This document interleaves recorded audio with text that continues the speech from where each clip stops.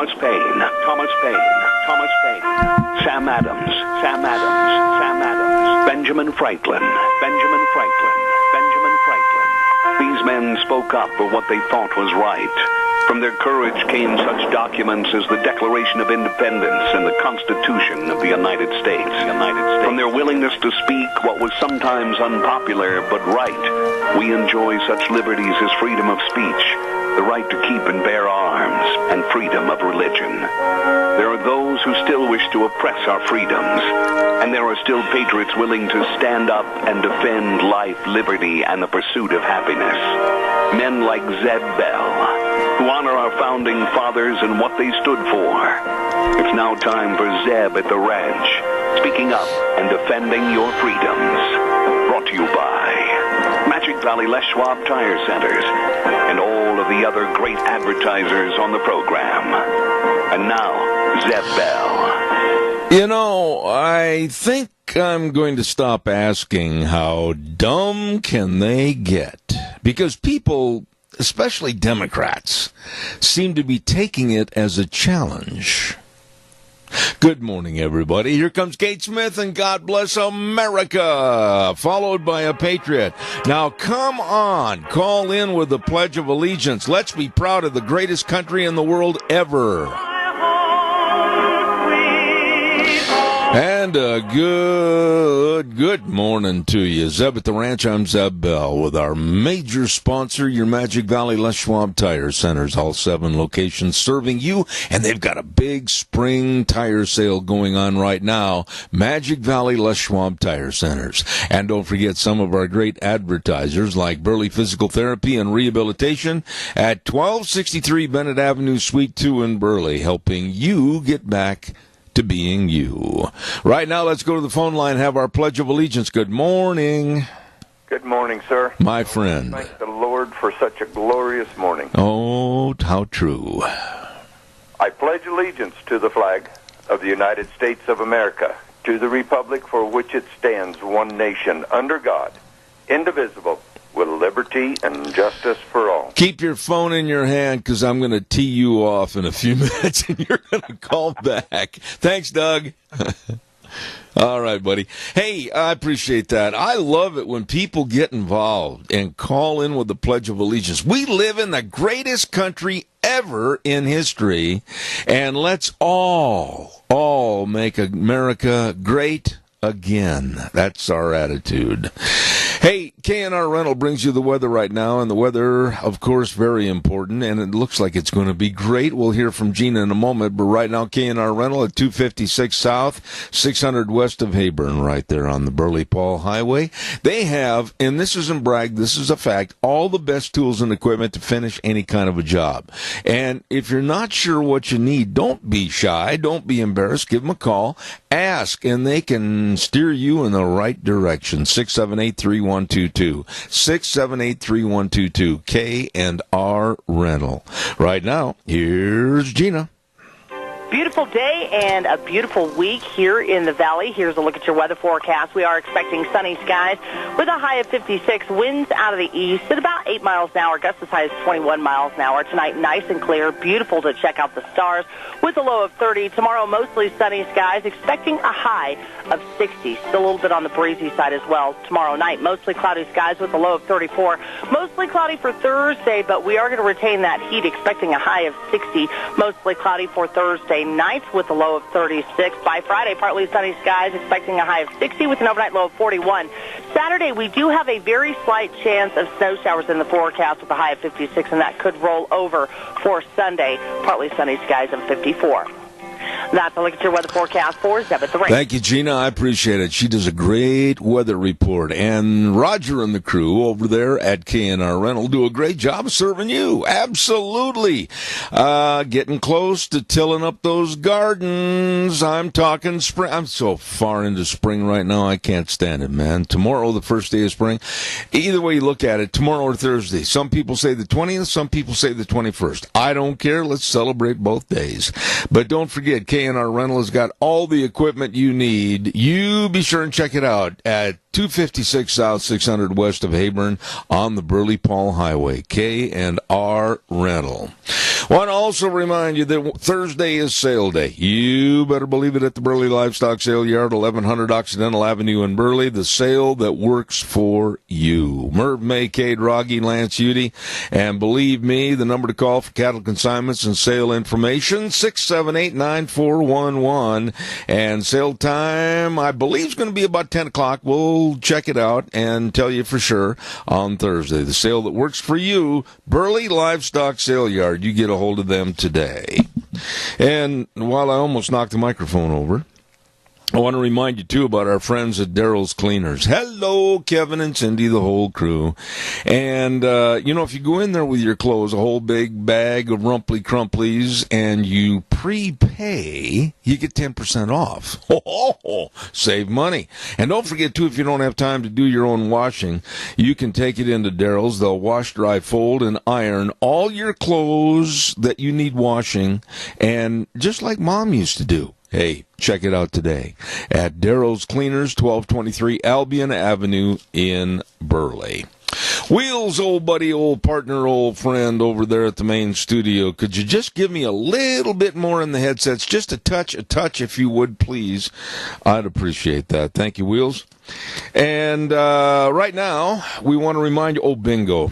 I was asked again yesterday on my cell phone, please tell everyone that there will be bingo Friday night at the Rupert Senior Center starting at 5:30, and the early bird games start at 6:45. All other games start at 7 p.m. Get your magic markers and all your paraphernalia and load up and head for bingo on Friday night. There you go. And real quick, too, before we get into our first story, I want to remind you about Ramsey Heating and Electric. Hello, Ramsey's. Super, super nice people, talented, experienced people to serve you with all your heating, cooling, and electrical needs. Don't forget, get a hold of them today at 2600 Overland Avenue in Burley. The number, 678-0459. They open up at 7:30 in the morning till 5, Monday through Friday, and they help you with warm winters and cool summers. Ramsey Heating and Electric. There are stories that you just have to sit back and you have to scratch your head and you have to say to anybody who's in the room with you, how can America and our morality, if we have any left, stoop and crawl into a gutter so low? Now, when I first heard this story, I laughed it off thinking, it must be some kind of a joke. It is not. It is for real. The Houston Public Library has started a program with drag queens storytelling to little children. Absorb that for a moment, if you would, please. Drag queens, these absolutely mixed up, crazy people that have no idea what they are or who they are, dressing up in drag, all painted up and perverted, are sitting on a chair reading books to small children during drag queen story time at the Houston Library. Now, don't laugh at this. It's certainly not funny.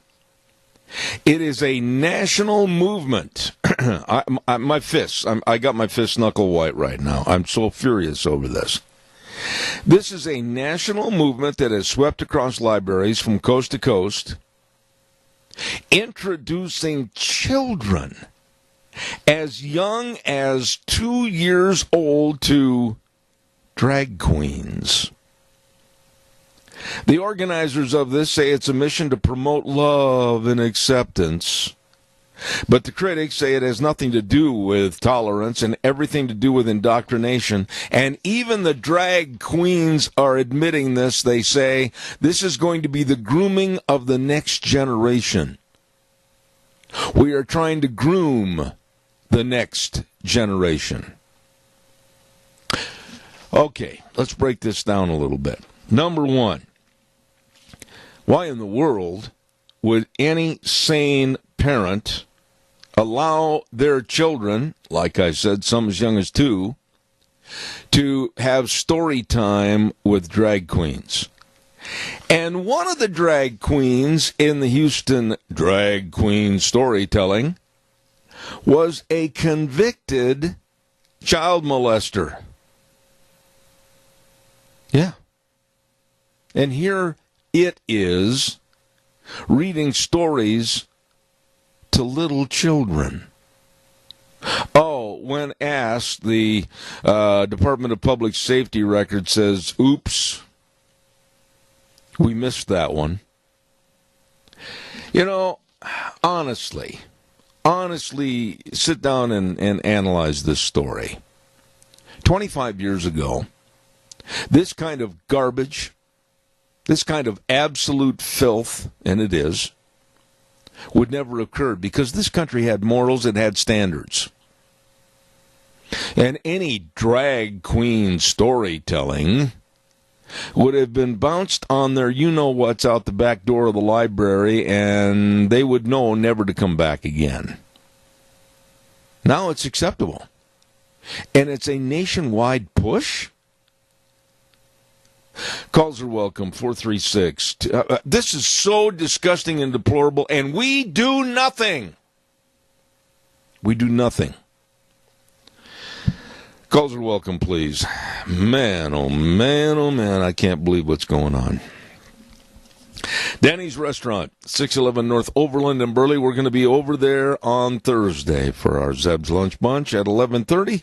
And we want to thank our friends at Walmart, Smith's Foods, Hanson Mortuary, Stokes Groceries, Doug Martin, Denny's, all of those great folks providing the door prizes for our drawings, many of which you might win. So come on down, be a part of it. Lunch Bunch on this Thursday at 11:30 at Denny's Restaurant, 611 North Overland in Burley. Great food. Super nice people to work with at Denny's Restaurant. And it's true. It's America's Diner. We will see you there.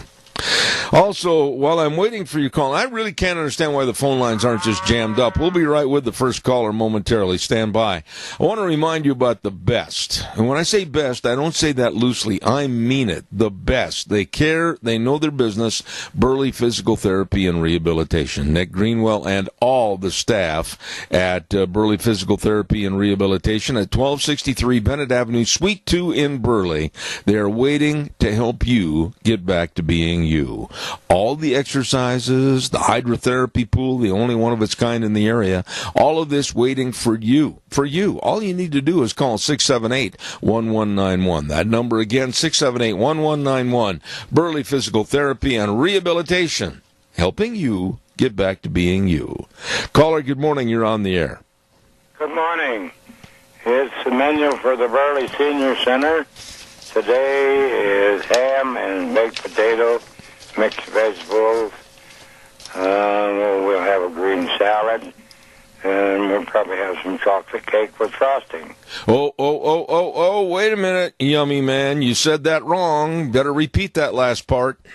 Well, you want the chocolate cake with yummy frosting? There you go. Don't you dare shirk your duties as the yummy man.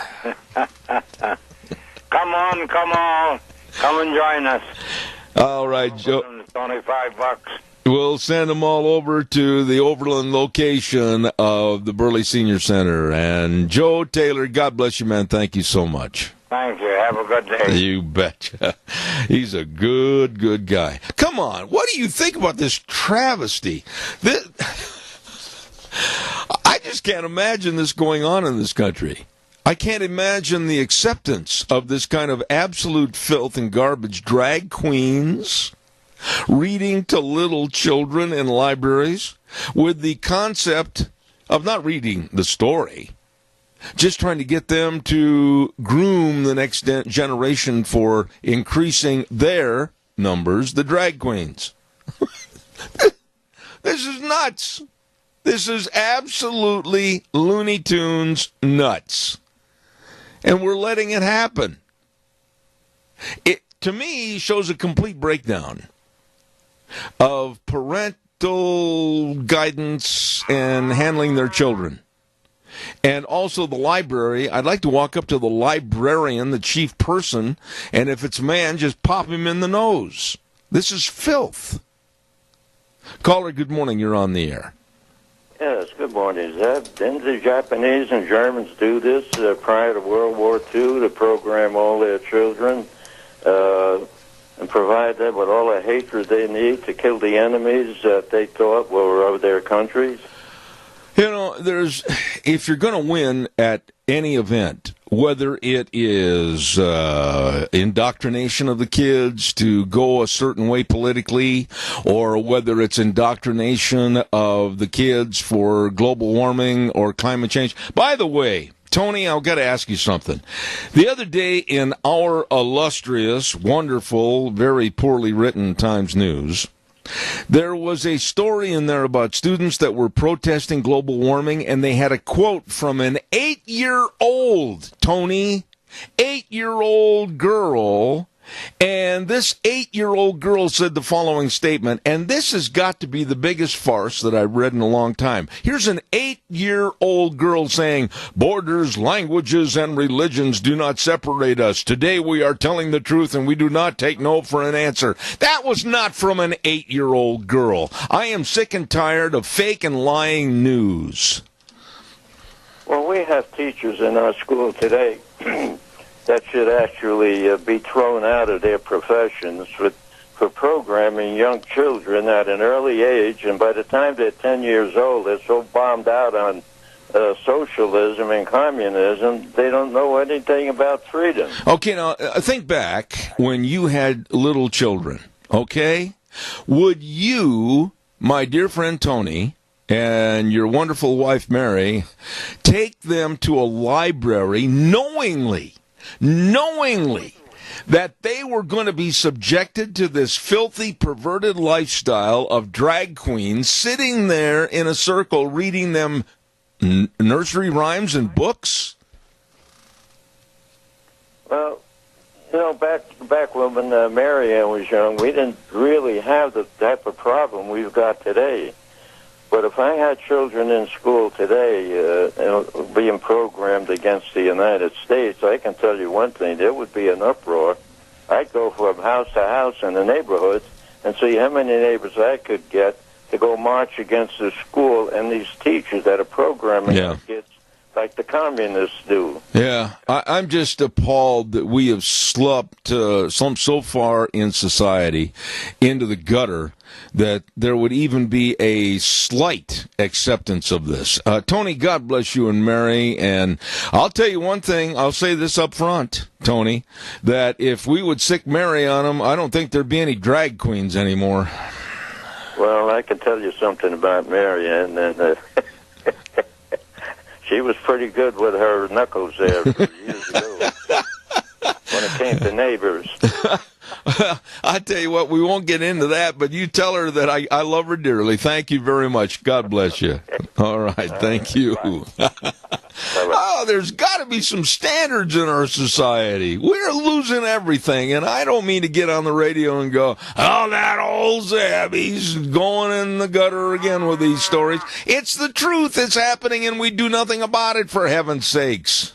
For heaven's sakes. Caller, good morning. You're on the air. And what really upsets me about that, they're using our tax dollars to promote it. Bingo! I-24, fill the corn on the card and go get your prize. That is outrageous. Where are all of the ministers? Where's the leaders of Bingo. the churches Bingo twice. speaking up about this? You know, I'm so glad you mentioned that, because at 10:30 this morning, be listening, please, I found one pastor that's going to come on my program this morning and he's going to speak out against what's happening. One, Doug, one. Just one? I have asked any members of the Ministerial Association all over this area to come on my program and talk about what's going on with the ills in society. Nobody's called me. Nobody. This man wrote an article in the Times News a couple of weeks ago, and it's Pastor Paul Thompson from the Eastland Baptist Church in Twin Falls. He's the only one that had the guts, let's call it like it is, to speak out about other pastors and ministers not doing their job to aid and abet the increasing value of our communities. Exactly. When we let evil do what they want to do and get away with it, then they're going to succeed. But if we stand up against evil, the Bible has shown many, many times that good will always defeat evil. If you stand up there at the pulpit and give a sermon about la-di-da, everybody get on the yellow brick road, etc., pretty soon boredom sets in and eyes start slamming shut, and pay the tithe in the collection plate, see you next Sunday. It's high time ministers and people that are leaders of churches stood up and said, wait a minute. We've got a very serious problem in our community with drugs. We've got a very serious problem in our community with any and all of the community ills, whether it's abortions, whether it's illegal aliens, whether it's any filth that's coming into our society like these drag queens. It's about high time we stood up and did something about it. Exactly. That's exactly it. We need to stand up. Everybody needs to call and write. Your senators and your representatives. I mean, flood the lines. If you don't voice your opinion, it's not going to get heard. There was a comment made on my program a couple of weeks ago that when they go to church, they don't want to listen to the news. That's the wrong idea. When you go to church, you should be aware of how using God's word can help the community. Exactly. We're not living in the biblical times, and a lot of preachers preach the biblical times. I mean, yes, the Bible is a fabulous book, but it also talks about today. If you would take the 10 Commandments and start with the first and go to number 10, and write sermons as to how they are equated to our lifestyles today, you'd have the congregation on the edge of their seats. Yes, you would. And just think that when we started putting morals to the back burner, that's when this country started going downhill. That's right. Because it says in the Bible, you turn your back on me, I will turn my back on you. But really, honestly, you and I, well, you're a little younger than I am, but basically same generation. Did you ever, honestly, in your upbringing, and I knew your folks, did you ever anticipate that we would be having a story about a concentrated effort nationwide to introduce and indoctrinate our young people to drag queens in libraries reading storybooks? No, I didn't. And that's what you call when the tail starts wagging the dog. Amen. There's only, 1%, if that many, in America. And I mean, yet they're setting the narrative. They're the ones that's stating what's going to go on. You got it. The person who brought this up should be brought up on charges of child abuse. Oh, my heavens, yes. I mean, that's the obvious right there. I mean, there's physical child abuse and there's mental child abuse, and that's what this is. Absolutely. Like it is. Give us the senior pledge because I've got another call waiting and I got a commercial at the bottom of the hour. All righty, everybody, let's do what we can for our seniors. Let's support them. Like Joe says, go have a yummy lunch at a senior center. Hey, one real quick thing. You might be a redneck if your car's navigation system sits next to you smoking and cursing. God bless. Thanks, Doug. I appreciate it. Caller, I'll be right there. Don't go away, please. I'll be right there. I want to remind everybody it's irrigation season. Oh, I tell you, these guys are chomping on the bit. They're out in the fields right now. They're really going to be out in the fields today, and they're looking forward to a great 2019 irrigation season. And they've already, man, they're wearing the door out there at Rain for Rent at 134 South, 600 West of Paul with Jake and the crew. Oh, they are the good people over there that really understand and can help you with your irrigation needs. They are a Reinke Diamond dealer, and they've got dedicated sales and service staff serving you. That's the key word, serving you with all your irrigation needs and answering all your questions. Get a hold of them today. 438-5065. Rain for Rent in Paul. Hours 8 to 5. They're ready to serve you. Caller, thank you. You've been very patient. Thank you.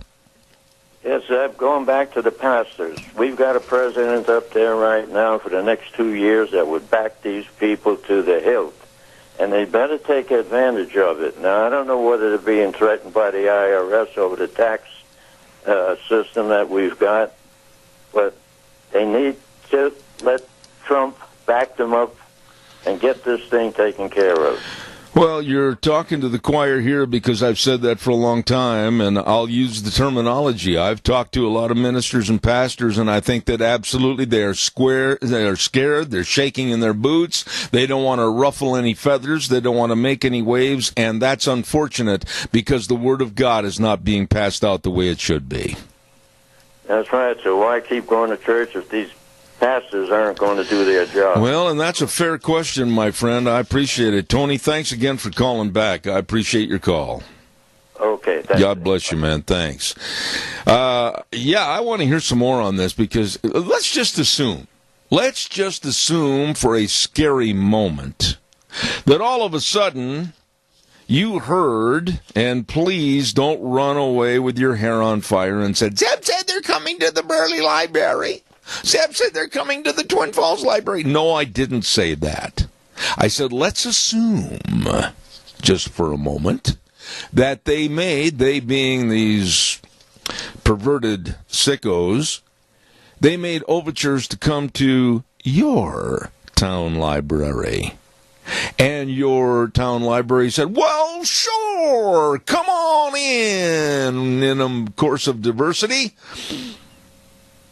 And you, as a parent, were taking your child down there for the drag queen story time.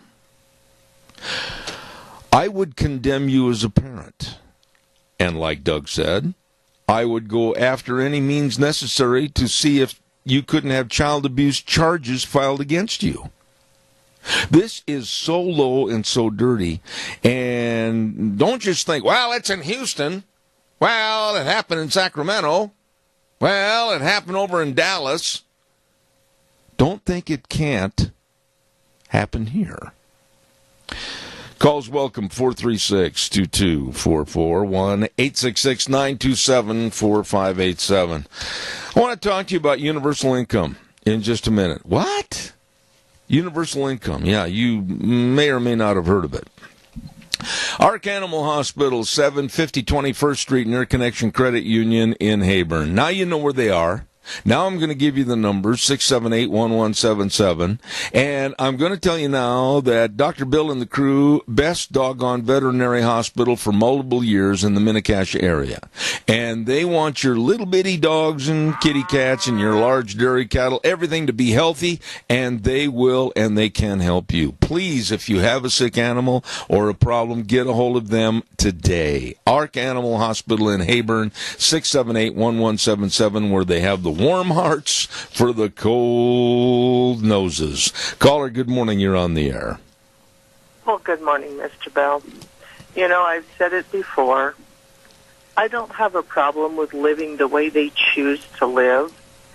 But if they approached one of my grandchildren or my children in a library, you can bet your sweet bippy there'd be a what for and a bag of chips happening. Well, I would not take my bippy and bet it. First of all, I can't understand the idiocy and that's what it is, of any librarian or group or board of directors of a library allowing this perversion to happen. And it is perversion, and I certainly hope that it doesn't happen in Boise or Salt Lake City or anything, because I'm going to condemn and damn anybody and everybody that's connected with it. Well, I'll be right there with you. People who just sit back and say, it's not going to happen in our little town. Look at what's happening in Twin Falls, Reb. No. Please. I'm not, somebody said to me the other day, they called me and said, well, what do you think you are? Why are you always right? No, I said I'm not always right. But here's the caveat. I look at stories and I study these stories and I go, what's right and what's wrong? What's moral and what's immoral? And what is black and white, you've got to discern. If it's against what the Bible tells us, then evidently it's not right. Well, like I said, I'm right there with you. People just sit back and say, it's not going to happen. We'll just let it ride. It'll wear itself out. No, it's not. It's not going to wear itself out. Whoever thought that we would have Muslims in our Congress and Senate? And it's happening everywhere. And it's going to create a much bigger problem than anyone anticipated. Oh, I think you're right. And, if we don't start standing up and saying, no, we need to put God back in our schools, back in our homes, and back in our country. Yeah, but are people going to do it? When I have asked, and I'm going to say it again, and I hope they cringe, you have heard me, Donna, many, many times ask for representatives of the left or the Democratic Party to call me and come on our program and talk about their platform. You have heard me many, many times say to the ministerial associations out there, call me and I'll make room on my program to have a good discussion. Donna, I've done that. What more can I do? Well, just keep doing what you're doing. You do a lot more than you think you do, my friend. And, like I said, until we the people start standing, when did we become such cowards and wusses? Our forefathers would never have put up with this. Amen. That's a good way to end our call. Is what you said is 100% true, and I stand behind you. And I'm very appreciative of your and George's friendship. Thank you very much. Well, we appreciate you and Deanne, too. Have a good day, my God friend. bless you. Thank you. Caller, I'll be right there. Don't go away. Do not pass go. Take the $200, though. Barry Equipment and Rental. Don't forget 159 West Highway 30 in Burley, 465 Addison Avenue West in Twin, and the Nampa location. And they are looking for people to work for them. They need additional technicians, like at the Burley location. And I urge you to give them a call and find out more, like the number at the Burley location, 678-7368. Talk to Juan. And they've got other availabilities open for great employment at a fine, fine company, Barry Equipment and Rental. Like I said, Burley, Twin Falls, and Nampa, you get a hold of them today. The best of retail equipment sales and equipment rentals at Barry Equipment and Rental. Caller, good morning. You're on the air.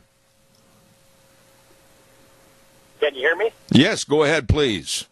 Oh, good. Yeah, this is Willie from Salt Lake. Yes, sir. And we've talked before. I'm a gay man, and I'll tell you, if I had kids, which I don't, I wouldn't take them to a library to hear the stories read by a drag queen.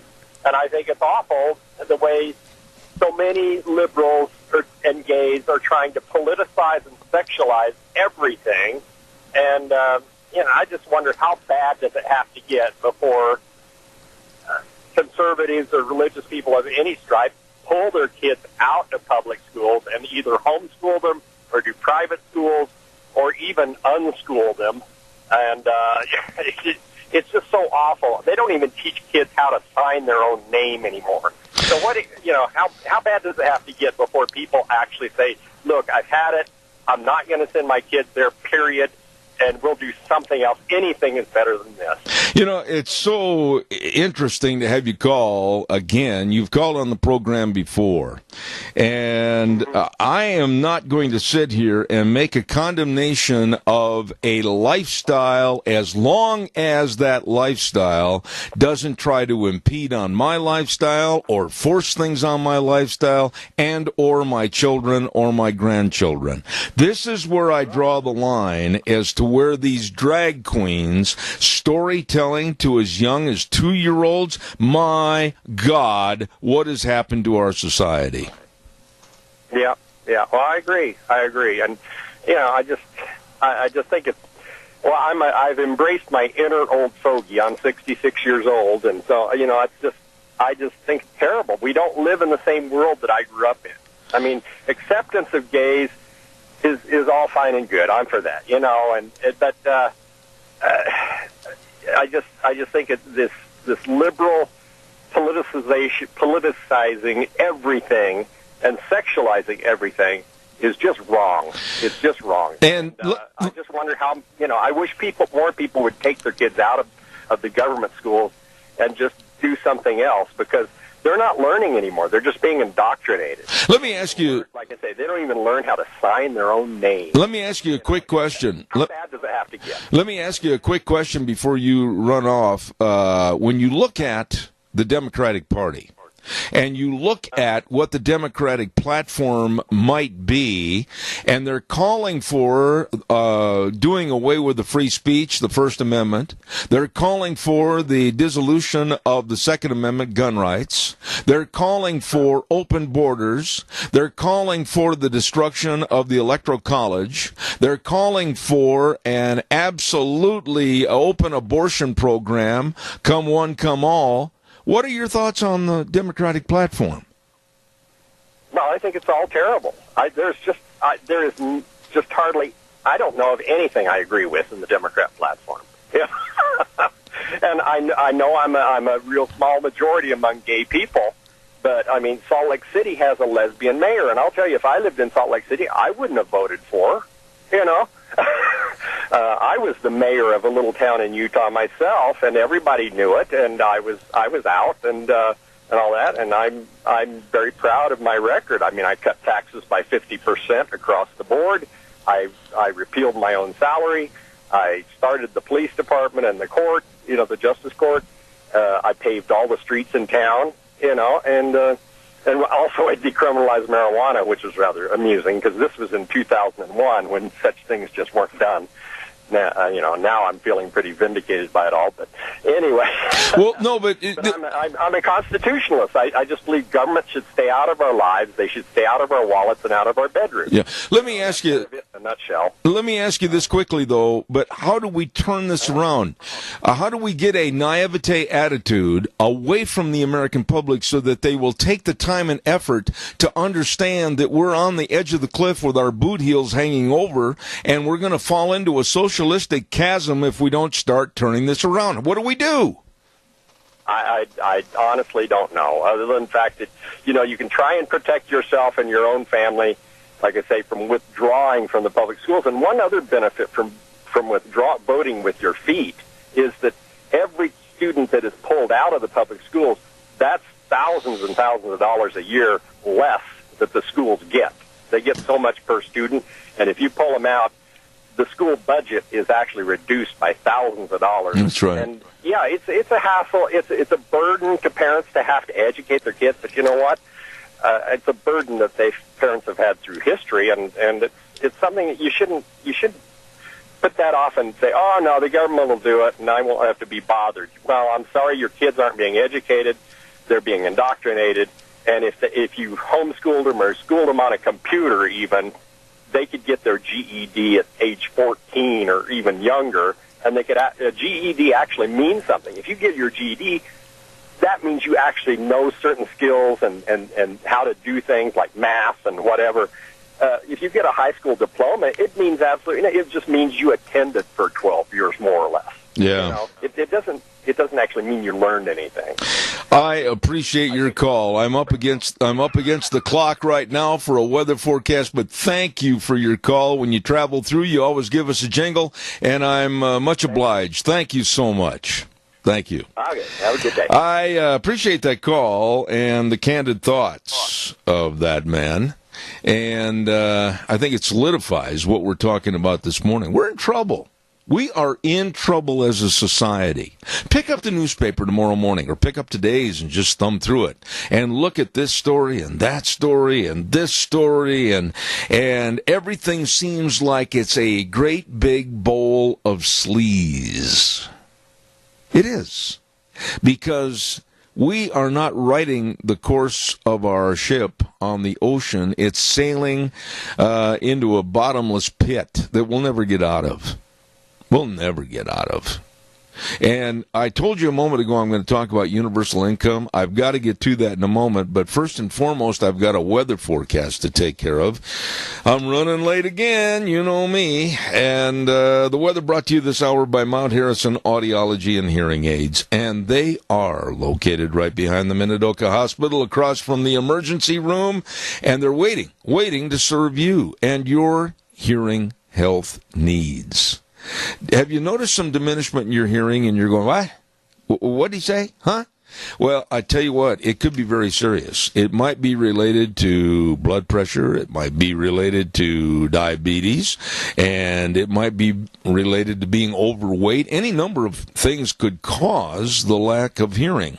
So get a hearing screening. Let them help you. At Mount Harrison Audiology and Hearing Aids, 312-0957. And right now, here's Gina with the weather.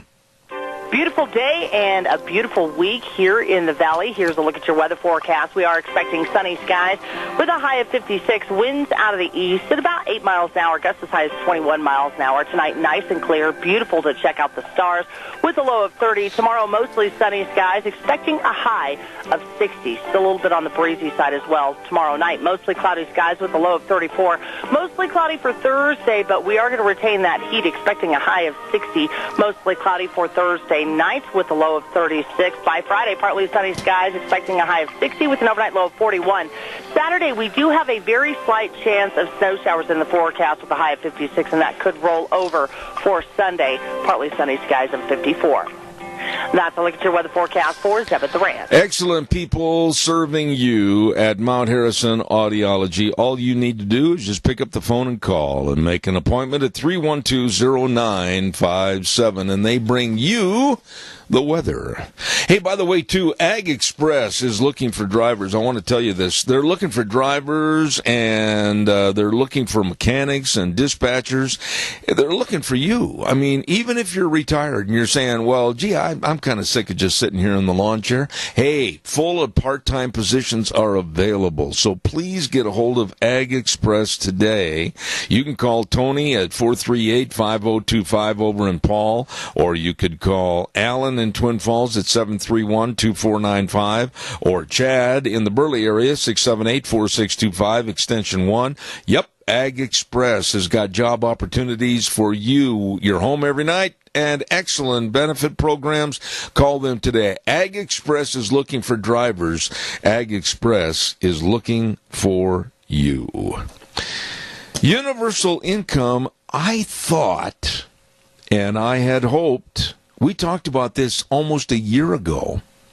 Down in Stockton, California, the city council had voted to provide income to people that basically, and I'm going to say this and I'm going to hear a lot of the ire from the audience, were too doggone lazy to pull themselves up by their own bootstraps and go to work. Now, I didn't say all. But many, many, many were just looking for another handout, another government check to sit back and do nothing and laugh sarcastically at the rest of us that are working and providing them that money. Now, in New Jersey, they want to imitate what they did in Stockton, California, and they want to start a universal program of universal income to certain parts and cities of New Jersey as another test case. The Democrats are sitting there and lauding this program, saying, oh, well, these people, if we give them $1,000 a month, it will help them to get up and raise the flag to be better citizens. I'm saying bunk. There's another word I wanted to use, but can't. I'm saying bunk. All you do by giving people universal incomes or anything is absolutely kill their responsibility, their self-worth, and it creates more dependency. Let me say that again. It creates more dependency. When you go out and if you've got horses and you carry little treats in your pocket, aha, he comes a-running. It's not that he likes you any better. It's that he likes the treats. That's what you're going to get with more of the universal income program. Wow, I got my $1,000 a month there, Fred. How'd you do? Well, I got my $1,000. Well, let's have a party. Let's go to the bar. You're not doing anything to stimulate more of a community character. You're absolutely hurting these people because they're going to become more derelicts and dependent. Calls welcome. 436-2244, 1-866-927-4587. I know as sure as I'm sitting here that if the Democrats, be it Kamala Harris or the real, this bug-eyed guy just drives me nuts, Cory Booker. Every time he opens his mouth, I think of that old Saturday morning cartoon shows, that's all, folks, Looney Tunes. They are pushing for this kind of thing in this country. And they're always coming on and saying, oh, well, to the part of our society that's absolutely downtrodden, and they don't have any. Well, a lot of them are downtrodden because they won't try to succeed on their own merits. But yet they want that little treat that's in our pocket. And boy, will they run to us. Your thoughts. Give me a call. 436-2244, 1-866-927-4587. Don't forget our major sponsor, and boy, do I think a lot of these people, all 7 locations, of your Magic Valley Les Schwab Tire Centers. Now, right now, they're having their great big spring tire sale. You can save money. Yep. You can keep a lot of that money right there in your Wranglers on the top-notch tires like the Eclipse tire, the Ultra Z900 tire, the Open Country HT tire. They've got a lot of their big name tires with the best tread designs and all the sizes, everything on sale for spring and summer driving. Better get in there today. Check it out along with the best in brake service and front end alignments and shocks and struts and batteries, all of this. But above all, I really think you're going to enjoy the service. Great people. Lane and Rupert, Dave on Blue Lakes and Twin, Mike and Buell, Mike and Jerome, the Twist family and Paul, Daniel on Pole Line in Twin Falls, and my buddy Randy on Overland and Burley. Yep, your Magic Valley Les Schwab Tire Centers. I'm really surprised more people aren't commenting on this. I got to tell you, too, real quick, one of my very pet peeves, is to call an office or business, and the lady answering the phone says, "Can you hold just for a moment?" Yes. So phone rings. So I called this doctor's office yesterday, and the lady answered and said, "Can you hold for a moment?" Yes. Time ticked away.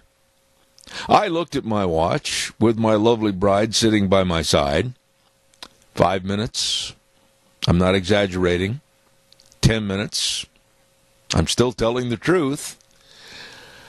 13 minutes, and I'm sitting there going, why am I on hold for 13 minutes? It was an extremely important call that I was making over information I needed yesterday. Finally, I hung up and called back, and the lady said, oh, I forgot that you were on hold.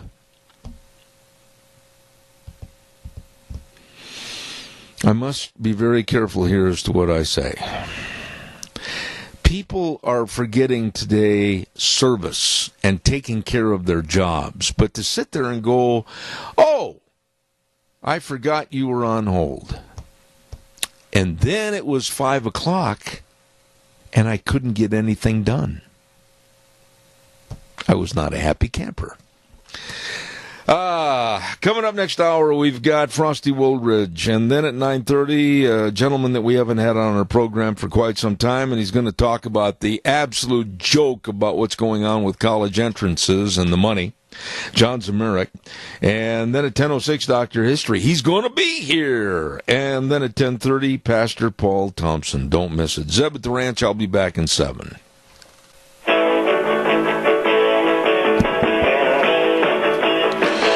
Oh, good morning. It is a fantastic day outside. I want everybody to stop. If you're driving, you don't necessarily have to hit the brakes, but stop and just look and admire a beautiful, beautiful day. Thank the good Lord. My, my, my.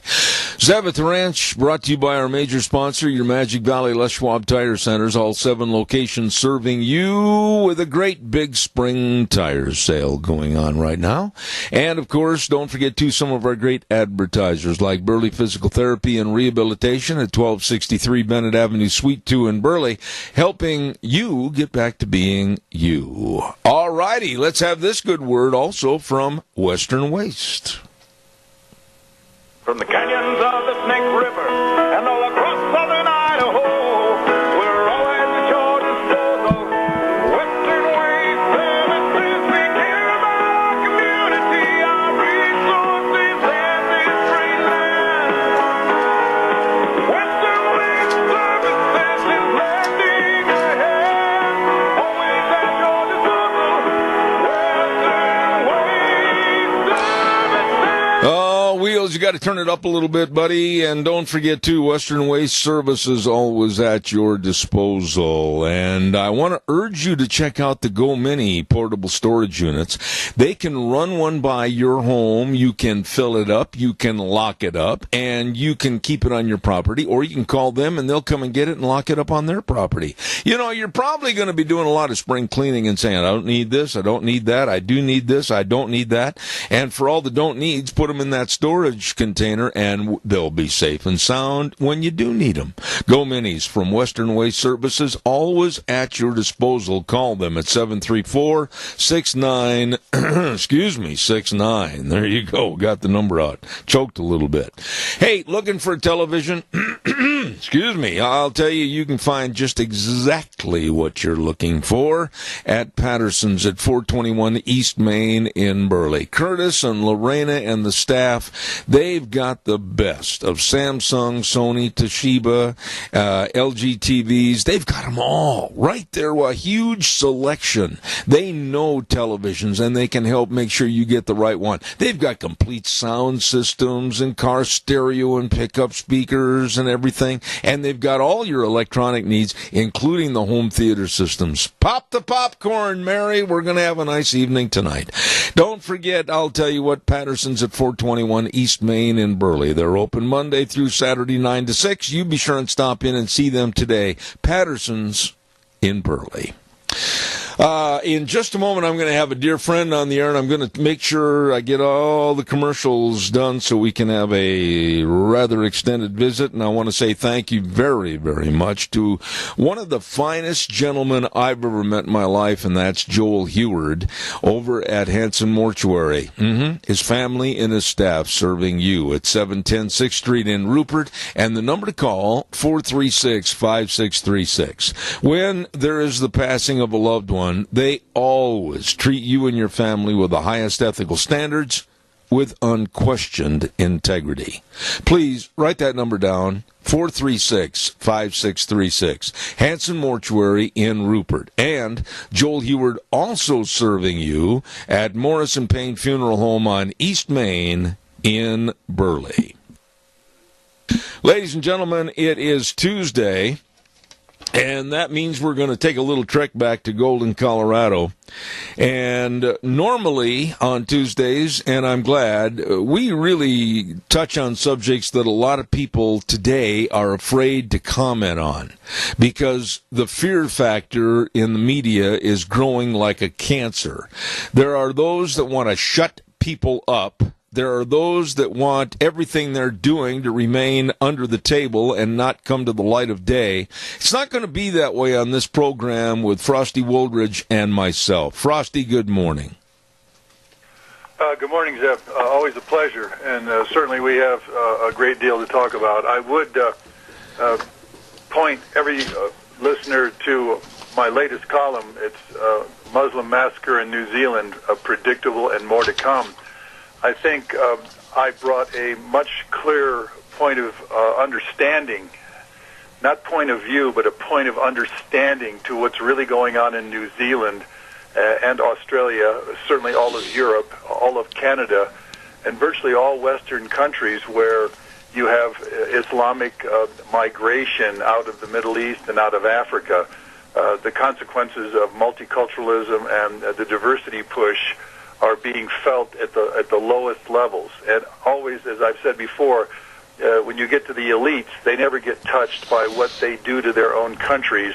And you're seeing it more and more each day, and we're going to see more and more of it here in the coming summer as Europe becomes a boiling cauldron of the diversity and multiculturalism from the immigration that's being imposed on them by the leaders of Europe. So I'm going to keep speaking up, and we'll just keep enlightening our audiences, not only here but worldwide. Well, and the number one thing I'm going to ask, first of all, Frosty, I need you to speak up just a little bit more this morning.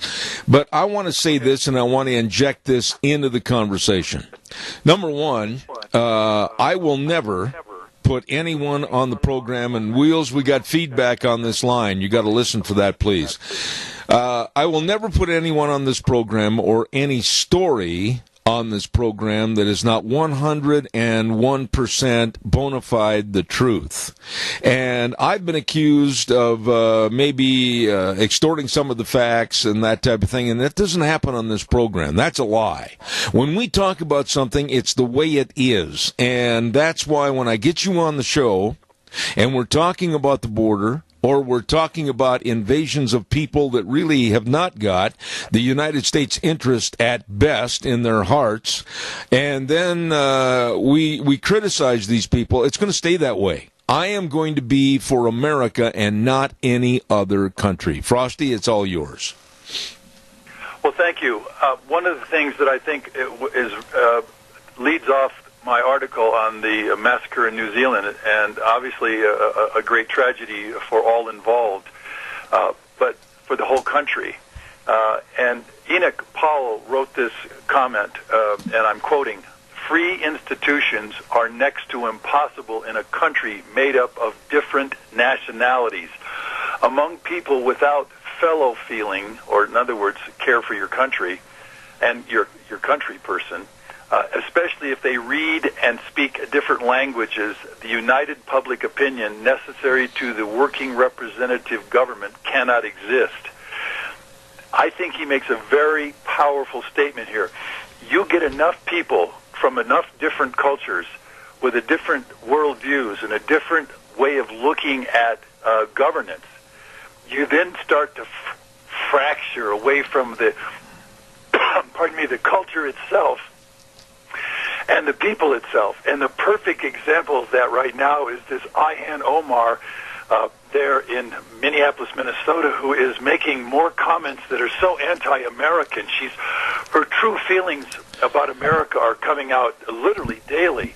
The same thing with Rashida Tlaib there in Detroit, Michigan. These people are antithetical to the American people and the United States Constitution.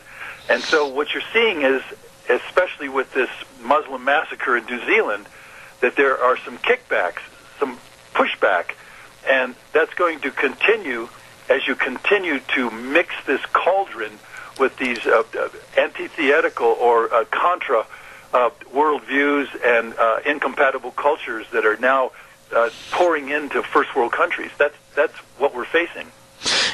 When you say incompatible cultures, we need to elaborate on that just a little bit more, and I'll tell you why. Because even right here in southern Idaho, especially in the Twin Falls area, they being the Twin Falls mayor and city councilors, just heck bent on creating more diversity and bringing in more people.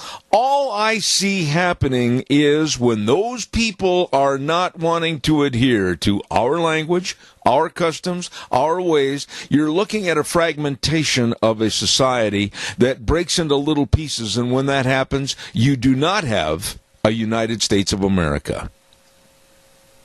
Well, you certainly don't, and I want to make this very clear. There's all sorts of sympathy right now for the Islamans, the Muslims that were massacred, and that should be, a tragedy in so many ways. But at the same time, just last week in Nigeria, and you won't hear any of this on the mainstream news, Muslims killed somewhere between 125 and 150 Christians. They slaughtered them. They murdered them. And you don't hear a thing about that. In other words, that's twice as many people, Christians, were killed by these Muslims in Nigeria, but there's no mourning for all those Christians, and there's no, all of a sudden, we're going to take some drastic action. But what I really want to have everyone appreciate is Muslims in America and or around the world, Muslims kill 20,000 of their women, their daughters or their aunts or their wives every year. That is a fact. It's called an honor killing. You can look it up in the United Nations honor killings. You can look it up online. But the lowest number is 20,000 women lose their lives to their husbands or brothers or uncles because they've dishonored the family by wearing jeans or speaking up or whatever. But guess what? That's now in America. According to the DHS Assistant District Attorney, on February the 2nd, at a press conference, he noted that we now have 23 to 27 honor killings in the United States every year on average. So that's 20, let's just say an average of 25 women are killed in the United States because of Muslims in our country. That is against everything this country stands for. There's around the world, there's literally millions of female genital mutilation cases in places like Saudi Arabia or all of Emirates, wherever Islam dominates. Well, we now have 500,000 cases of sexual mutilation and female genital mutilation of women in the United States of America. And as a matter of fact, in Europe right now, 1,500 women annually have acid attacks where Muslims throw acid into the faces of the women. Well, we're going to start seeing that over here in the United States because that's how Muslim men deal with women who that don't wear their burqa or don't literally submit to these men. But how would you like to be, or your daughter, become a victim of an acid attack? That's what these Muslims do. 1,500 of them in London, England. I just got that picked up. And gay people, if you're gay and you're in a Muslim-dominated country, they kill you. They chop your head off, or they shoot you, or they suffocate you, or they throw you off a building. And then there's stoning of women in Muslim countries. And they don't use big stones. They use small stones the size of a robin's egg, so they keep the misery, continue the misery on that woman until she dies of so many concussions to her head as she's buried in the sand and suffers the stoning, or she's kneeling and she suffers the stoning. And right now in Europe, the rape rates are unbelievable. 80% of all the rapes are created by the immigrants from Africa and the Middle East. These are Muslims because that's what they do. And so these are the facts. I've looked them up. I just did research in the last 24 hours.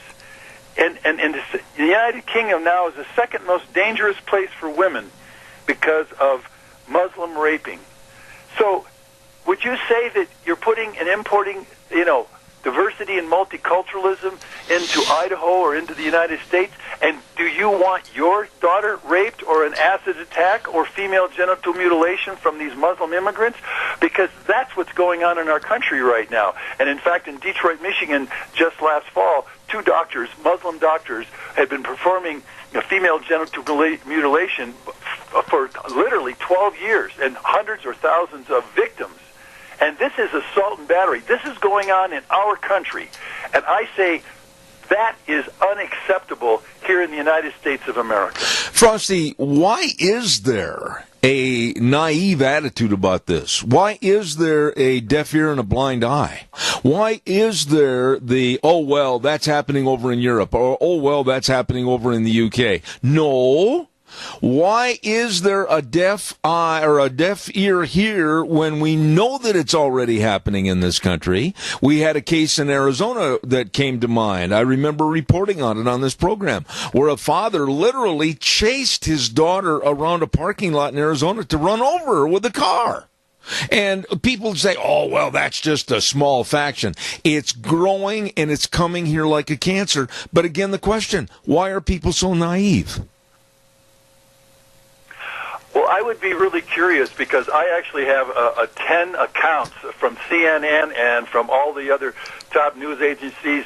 I mean, Rocky River there in Ohio 2 years ago, a father shot his daughter twice in the head while she slept as an honor killing right there in Rocky River, Ohio. And I was right there that fall, so that's why I got to hear about it. But we've got beheadings and behandings in this country. The New Jersey case where that 2 Christians were beheaded and behanded and then thrown into a cemetery, that was in New Jersey. We've got that Noor down there in Phoenix. Her father ran over the mother and the daughter, and the daughter was died. He's now spending, I think, 34 years in prison. In South Carolina, a daughter was killed by the father, again, for wearing jeans and being too westernized.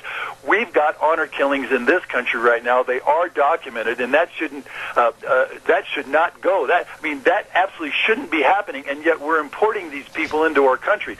And here in Illinois, I'm quoting a Muslim imam, a preacher of the Islamic faith, said in a speech in front of his flock, he said, everything we represent goes in total contradiction to what the West represents. My dear brothers and sisters, this idea of fitting in, we need to eliminate this from our vocabulary. Again, we are to stand out. We are a nation unique with a unique set of solutions. We are not to fit into America, unquote.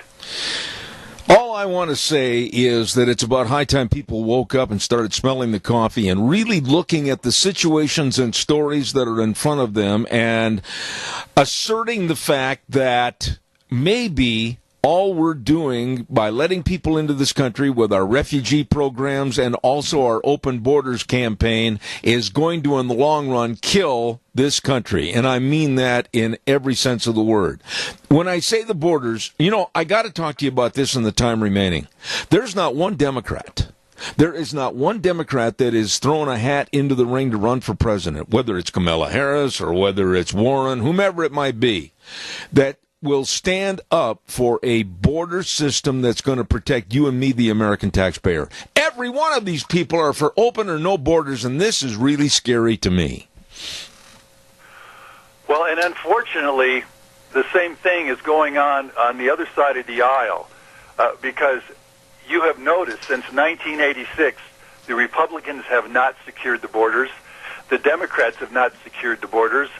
Both Congresses, all the Congresses of 1986 have not secured the borders, and we've allowed in, literally, as the Yale report came out last October or November, the Yale study on illegal immigration into this country, no less than 22 to 25 million illegal aliens are now inhabiting our country in violation of our laws.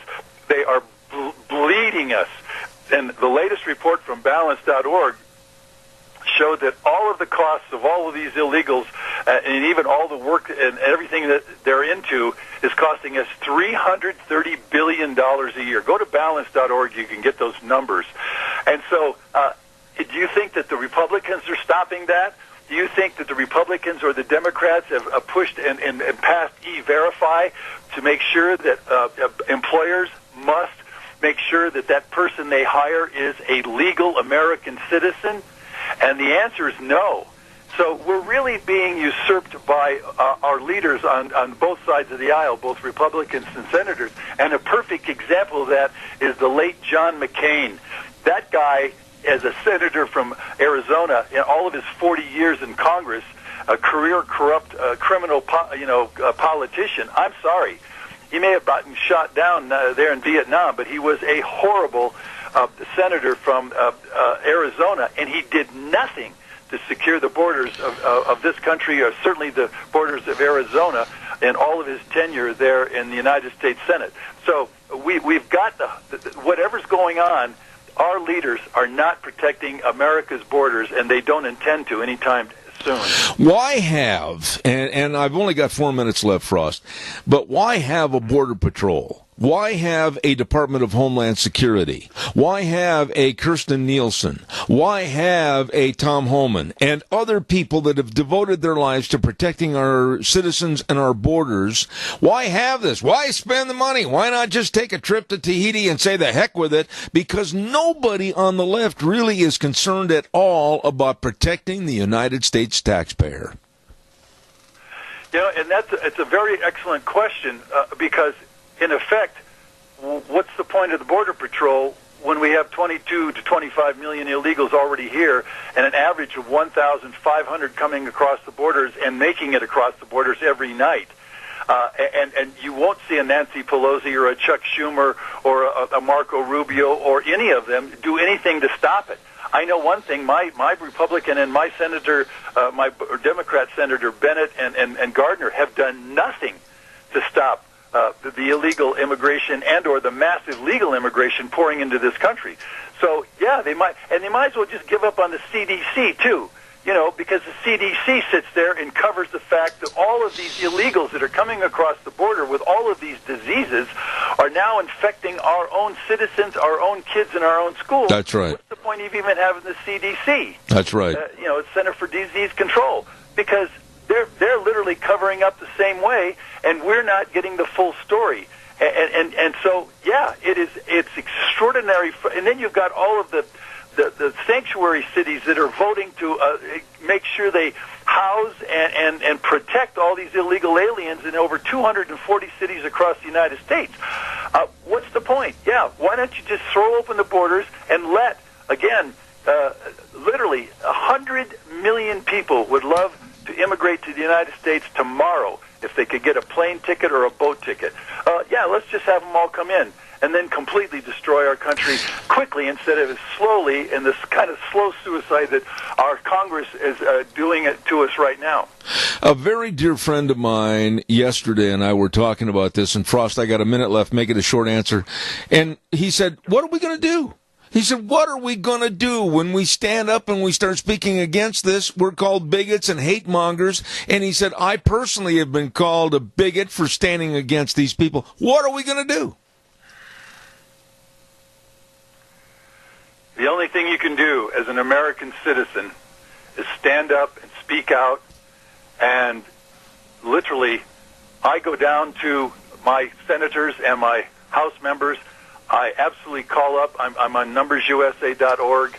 I'm one of 9 million people who literally have just sent faxes into my two senators and House rep, and I just got responses from them. I call them up. I tell them exactly what I think and how I feel and what I want to see happen. And then the next time we vote around, you should vote the two senators out of each state that are not really adhering to the American way of life and the Constitution, and vote in new senators and new House reps. Otherwise, we will continue to see this invasion literally completely usurp our country, overwhelm our country. And again, 10 years from now, ladies and gentlemen, if we don't stop this invasion of our country, there's going to be 35 million more people in our country, 35 million more people in the United States in the next 10 years by March of 2029 if we don't stop this thing and we don't take action as citizens. And that's all I can say. We either get action, we take action, or we become victims. Absolutely. Absolutely. Frosty, time went too fast. God bless you. I appreciate it. I got to run. I'm over time, but I want to say thank you very much. Come back next Tuesday. Frosty Woldridge. Take care, my friend. Thank you. Godspeed. Thank you. He's right. He's 100% right. I quickly have to get these words in, and then we're going to go to John Zemerick. Stand by. Lee's Furniture, Floors, and More, 459 Overland and Burley. Last week, they had that big anniversary sale. Oh, my goodness. And, you know, they're kind of carrying the theme along this week, too. They've got everything. They've got all the mattresses for a good night's sleep, and they've got all the recliners. And I want to tell you that when I went and bought my recliner, it was a hard decision because there's so many to try out, and each one fits you a little differently. Check it out. They got a great, great selection. They've got all the carpet and the luxury vinyl planks, and they got the love seats and the sofas, and they've got everything, including great people to serve you at Lee's Furniture, Floors, and More, 459 Overland and Burley. You stop in and see them today. And another great company that I want to talk about right now, and that's, of course, Let's Ride. Oh, yeah. They're located at 270 Highway 24 between Rupert and the World, and they've got all the four-wheelers. I do not understand. I do not know how they got everything parked in that showroom. Woo! I mean, they've got a herd of all the best-looking four-wheelers right there. And if you've got already a four-wheeler and you need a service for this spring and summer, you better get a hold of Tyson and the crew in the service department right now and get scheduled. Best doggone people around. Let's Ride, 270 Highway 24. Ah, yes, over between Rupert and the World. Open Monday through Friday, 9 to 6, Saturdays, 9 to 4. Let's Ride, where the fun is sold. This is where the school is sold, under the table, and we're going to find out more about that from John Zemerick. John wrote a very, I thought it was interesting, informative, and I chuckled a little bit at the headline. Bribe college admission officers? My parents wouldn't even pay for driver's ed. Good morning, John Zemerick. How are you? I'm good, thanks. I've only got like 10 or 15 minutes today, but thank you for highlighting this. Yeah, I thought I would tell the story of how I got into Yale University back in the middle 80s. Certainly, I didn't have parents bribing anyone. I did. Back then, the school was a little more open-minded about who they admitted and who taught there. And it was interesting. I told the story in my interview. They asked me, what did you do in terms of extracurricular activities? Because usually that's something the student's ready to reel off all the clubs and volunteer activities and things that he was doing. What I said was, well, actually I didn't get to do very much because I was busy prosecuting my religion teachers for heresy with the Vatican. I said, what? Because my religion teachers at my supposedly Catholic school were liberation theology types who were promoting communism and showing us Sandinista propaganda films and denying basic doctrines of the Bible. Well, anyway, the fact that I had the spunk and initiative to do that surprisingly helped me to get in. But I don't think Yale is as politically open-minded as it used to be. I don't think most universities are, and that's a real shame. John, quickly, I know you've got to go a little early this morning, but how did this scandal get to the point where people were finally saying, this doesn't look right or smell right, and then they started investigating and found out there was a lot of pay under the table going to these various colleges? How did this problem get this big? You know, what's interesting is, and the reason there's so much anger about this, they're talking about felony prosecutions, and they're arresting people as if they were Paul Manafort. You know, you'd think these people worked for Trump. In fact, they were mostly prominent liberals.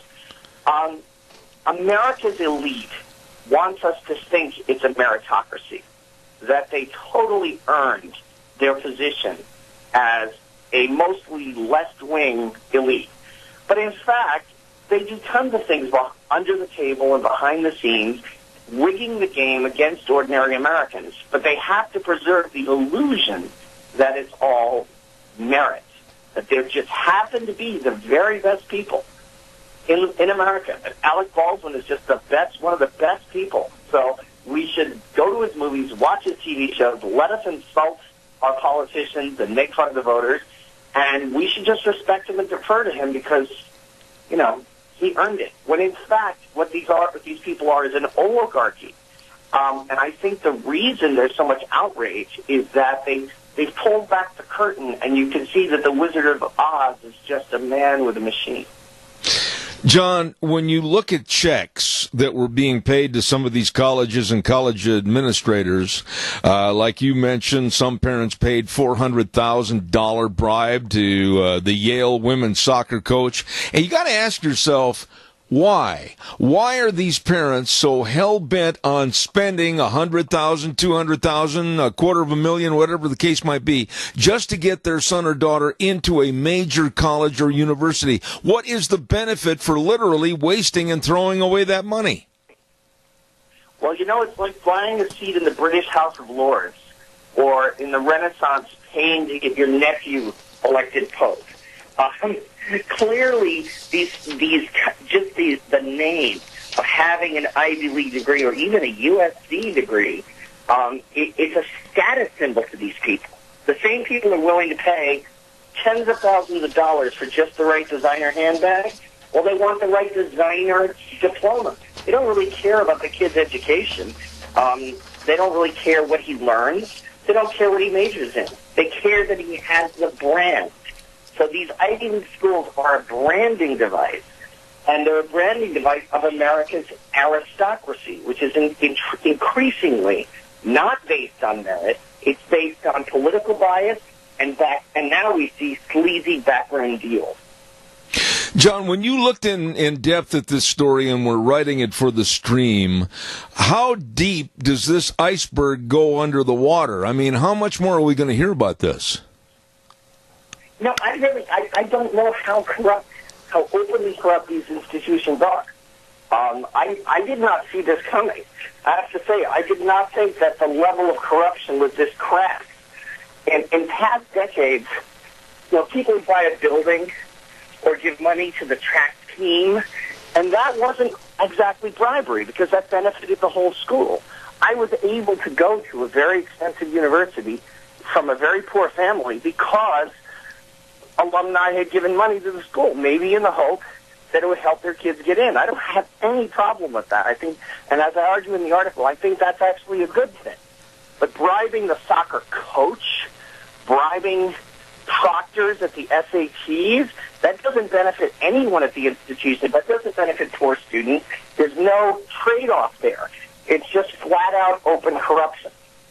John, do you think that any of the lawsuits, and I say any of the lawsuits that have been formulated right now by students that might not have had a niche in the college and they were beat out, if you will, by the money under the table by these rich families, do you think these lawsuits will have any merit? Will they go anywhere?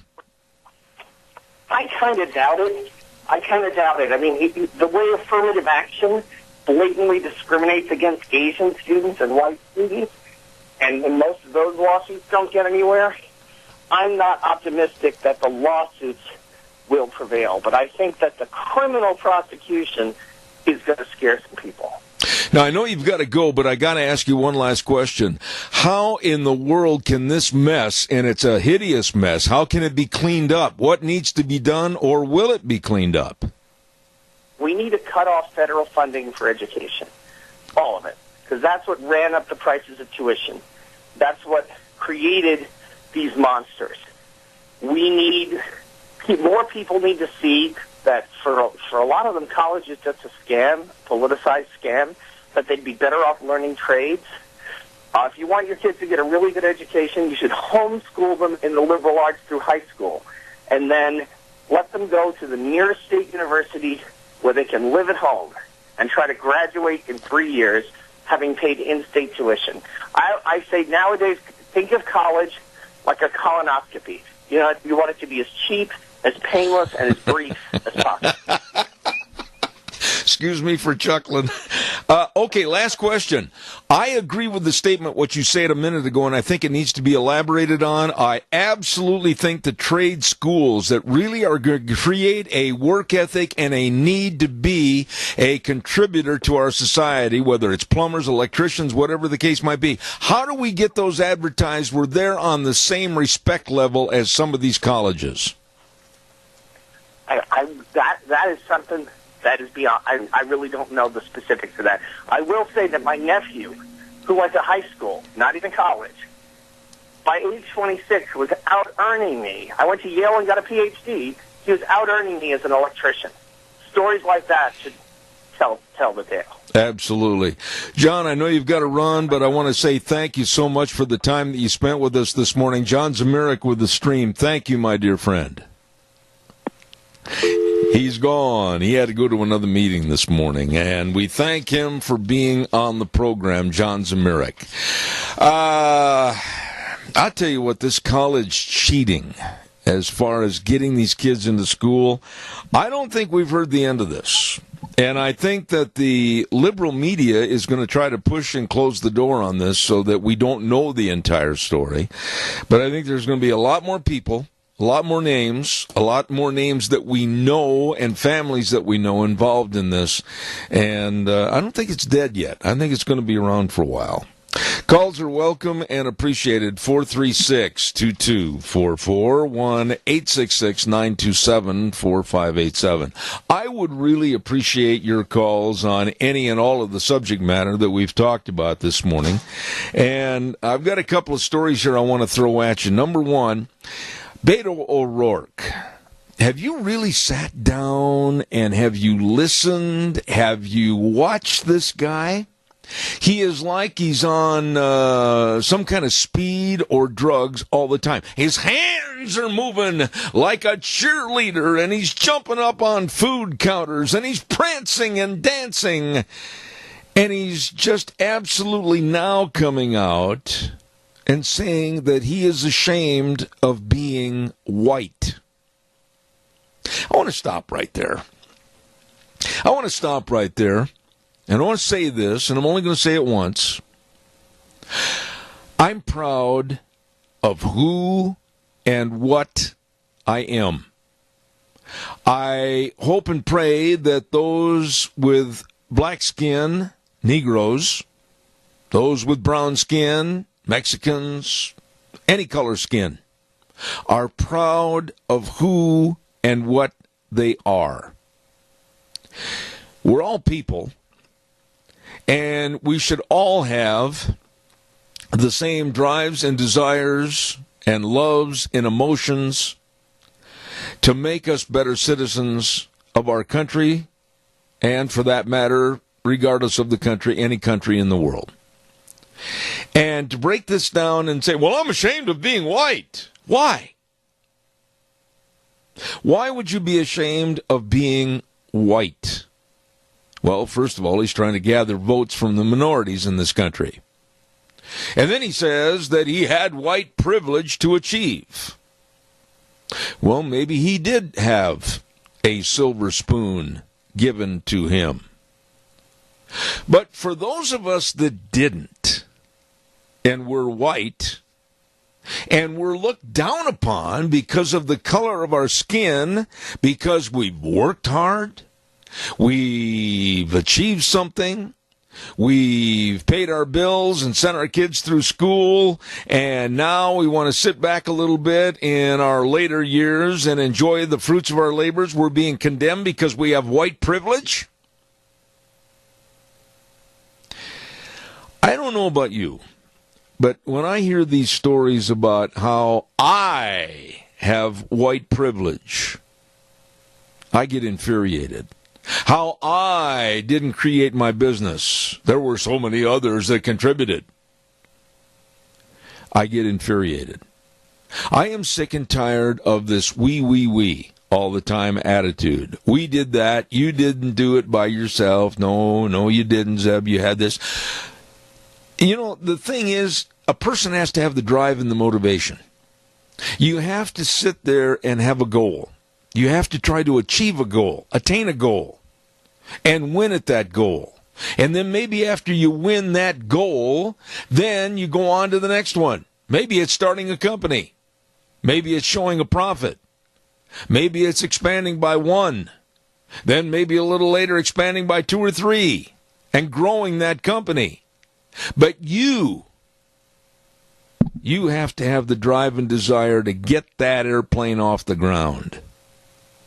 And I'm sick and tired of people apologizing for what they are and what they've done just to garner votes. Beto O'Rourke sickens me. He sickens me. Because I think he's a two-faced, absolute criminal for the way he treats others and the way he acts. Calls are welcome, 436-2244, 1-866-927-4587. I'd like you to give me a call, and I'd welcome your calls. Please, don't weaken. I want to get the weather forecast on here right now, and it's brought to you by Phillips Oaks Goodwin Crane and Company, and they have been providing accounting services to the Mini-Cash area for well over 50 years. Wow! I mean, that's pretty impressive. And the very best of tax return preparation, and boy, are they burning the late-night oil right now, getting everything ready. Tax planning, financial statement preparation, retirement planning, all of this and so much more with offices in Burley and Rupert's. Phillips Oaks Goodwin Crane and Company. Right now, here's Gina with the weather. Beautiful day and a beautiful week here in the Valley. Here's a look at your weather forecast. We are expecting sunny skies with a high of 56, winds out of the east at about 8 miles an hour, gusts as high as 21 miles an hour. Tonight, nice and clear, beautiful to check out the stars with a low of 30. Tomorrow, mostly sunny skies, expecting a high of 60. Still a little bit on the breezy side as well. Tomorrow night, mostly cloudy skies with a low of 34. Mostly cloudy for Thursday, but we are going to retain that heat, expecting a high of 60. Mostly cloudy for Thursday night with a low of 36. By Friday, partly sunny skies, expecting a high of 60 with an overnight low of 41. Saturday, we do have a very slight chance of snow showers in the forecast with a high of 56, and that could roll over for Sunday. Partly sunny skies of 54. That's a look at your weather forecast for Zeb at the Ring. Gina, thank you very much. And brought to you by some people that are busy right now, and that's Phillips Oaks Goodwin Crane and Company. Accounting services working for you. Get a hold of them today in Burley and Rupert. Phillips Oaks Goodwin Crane and Company. Caller, good morning. You're on the air. Good morning, Zeb. Long time no talk. Yes, ma'am. I have been listening to you talking about Beto. Where in the world does that guy come from? Is he up in the Northeast? Beto O'Rourke, let me just share with you a little bit of the information I have on this guy. And as I say that, Chris, I'm going through my files really fast trying to find all that information I had Deanne pull for me, and I'm not got it right here. Thank goodness. What was lost is found, and in my office, that's quite a tribute. I'll give you a little background on him. He was born Robert Francis O'Rourke in 1972. He was born in El Paso, Texas. His wife's name is Amy, and he has 3 children. He served on the El Paso City Council from 2005 to 2011. He was elected to the United States House of Representatives in 2012, and then he went after the U.S. Senate seat that was held by Ted Cruz and was beaten. However, he had a whole bunch of money coming into his campaign, more than people could imagine. They were scratching their heads trying to figure out how he did it, because he's never really done anything. He's never really introduced anything. He's virtually a nobody. Well, yeah, because I don't think any of us had ever heard about him until Beto showed up on the TV station. You know, Chris, I think what's going to happen in his case, and I mean this, they're trying to play him as a new kind of a John F. Kennedy and a cross between Barack Obama. And he's got the young, good looks, the vibrancy and everything. And I'm looking at this guy as another very vile, evil socialist that wants to get in power and do more harm to the country than we can absorb.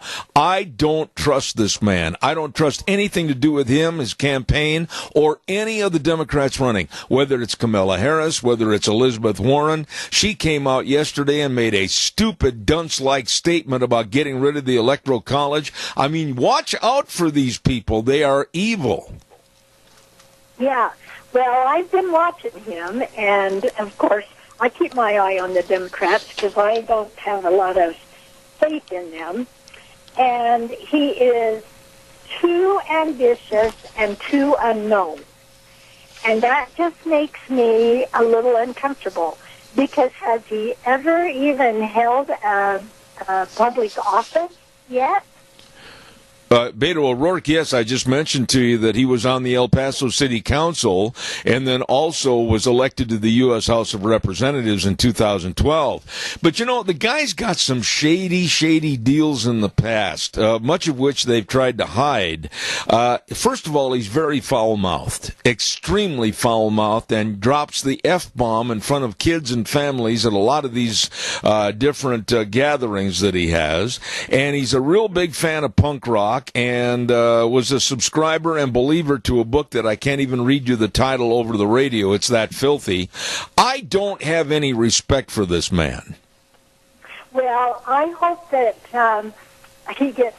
I hope this information is just everywhere in this country, because I don't mind having, new blood in the presidency, but I have found President Trump to be a very, I think he's doing a great job.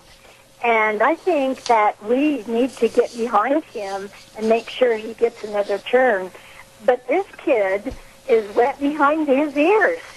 Well, he could just lead our country into all kinds of trouble. Well, the same could be said and was said, and I continue to say about Barack Obama. And I will never give Barack Obama any credence as far as being a good president. I didn't think he was.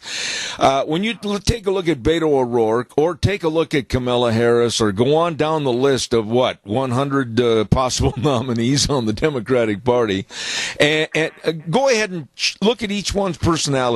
And they're coming out and they're against free speech. They're against the First Amendment. I'm not making this up. I've seen all the taped interviews with all these people saying this. They're against the Second Amendment for the right to own guns and protect your family. They want open borders. They do not want any security on the border. They want the Electoral College gone. Gone. They want to enlarge the numbers of the Supreme Court to possibly 15 judges because they don't like the number that we have now, because they don't feel that it's an equitable and fair decision. They don't want anything that this country stands for. They want open abortions. In other words, they want abortions to be free on call. I'm telling you, I'm scared of their platform. Well, that it sounds like they do not understand the real wonderful things that are in our Constitution and in our rules. And that is what has made America great. You start taking away the morality and the high fences that we want to put up, so that if you are going to really succeed, you are willing to get over that fence and show that you can do it. And I think he's just going on his charisma that he might be voted for, a little bit like Obama. And I think that all of these, I want to give you folks all of this stuff, maybe needs to be watched real close, because your pocketbook is going to be empty after you had one term anywhere. That's right. You know, this free. I don't care if it's free Medicare. I don't care if it's free college. I don't care if it's universal income, which I think is the dumbest, most low, stupid idea you can do in a society to honestly create more dependency and a lack of responsibility. I am so fed up with these nitwit Democrats coming out and saying these stupid things like free. Nothing is free. Nothing is free. The American taxpayer has to foot the bill. Well, I know for an example, I had to earn my money and put myself through college, even though my dad wanted every one of us kids in our family to have a college education. He was a farmer, and he couldn't pay all of our bills. And I went to college and graduated, but at the end of that time, I didn't have any debt, and I knew who paid for my college education. Yeah. And I am real proud of myself. And my brothers and sisters did the same thing. If they wanted to go to college, my dad was behind it, but he couldn't afford to give us all of that money.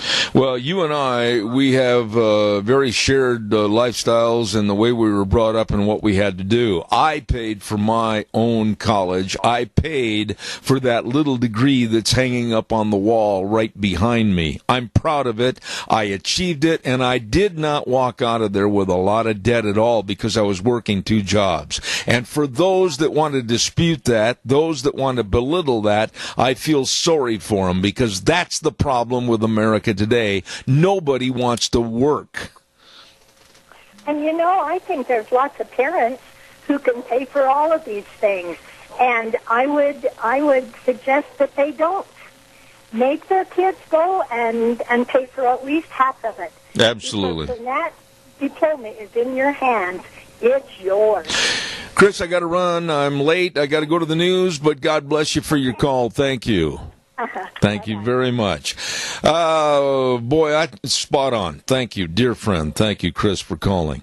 Don't forget life insurance, health insurance, retirement planning, employee benefits, all of this every day and more serving you. Who am I talking about? I'm talking about Cameron and Siemens Insurance, Highway 24 in Rupert. They are dedicated and responsive and very devoted to serving you and helping you. Please get a hold of them today. The number to call, it's easy, 436-4424. I'll say it again, 436-4424. Cameron and Siemens Insurance, Highway 24 in Rupert. Wow, this hour went really fast. And coming up next hour, Dr. History is in the house. And right now, we're going to send it over to Wheels and be back in about 7 minutes.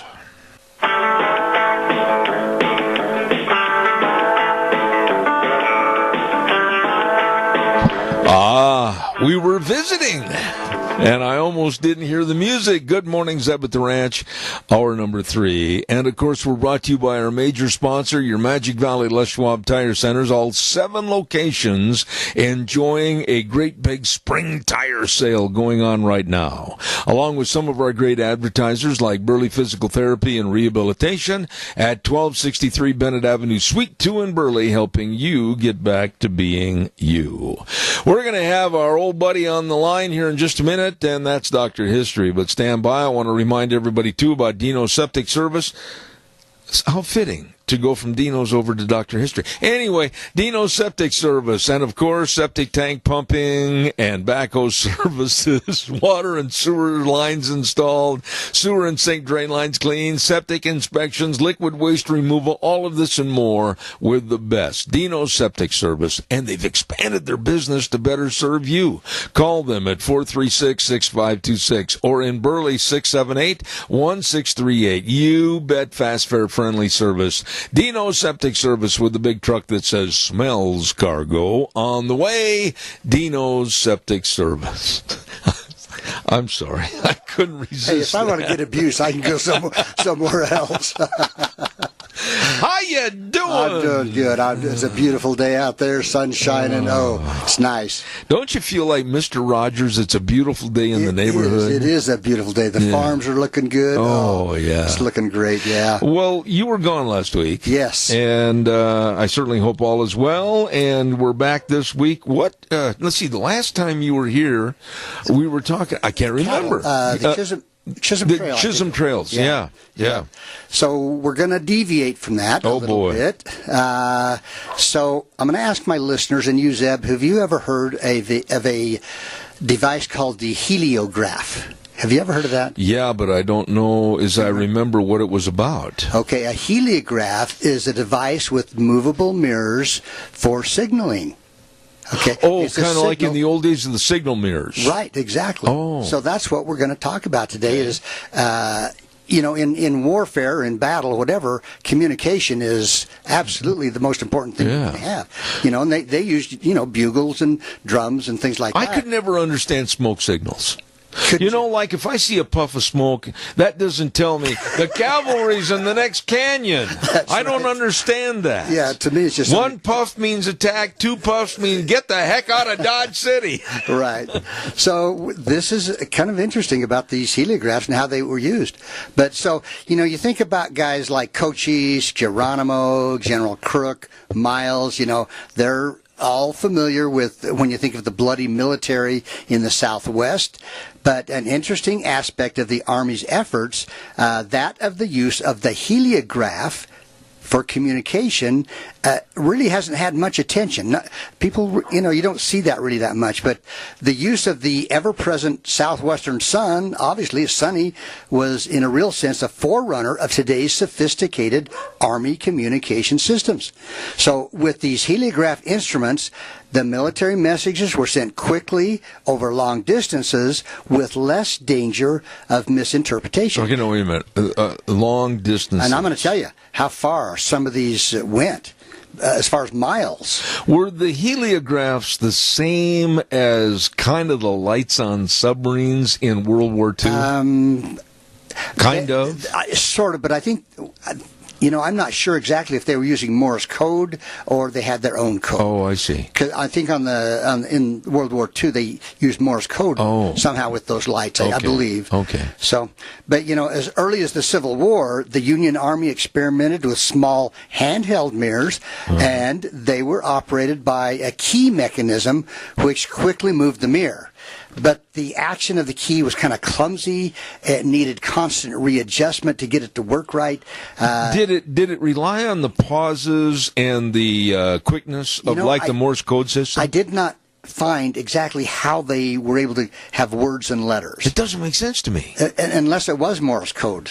Yeah. And I don't know how. So a short flash of light might be an A. Yeah. Okay. And I don't know the Morse. I need to check on that because maybe it was Morse code even back in the 1800s. I don't know.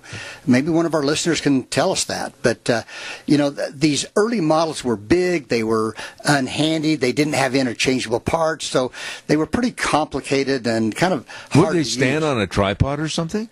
It doesn't say that they did, but they had to have it sitting down so they had direct sunlight, going on.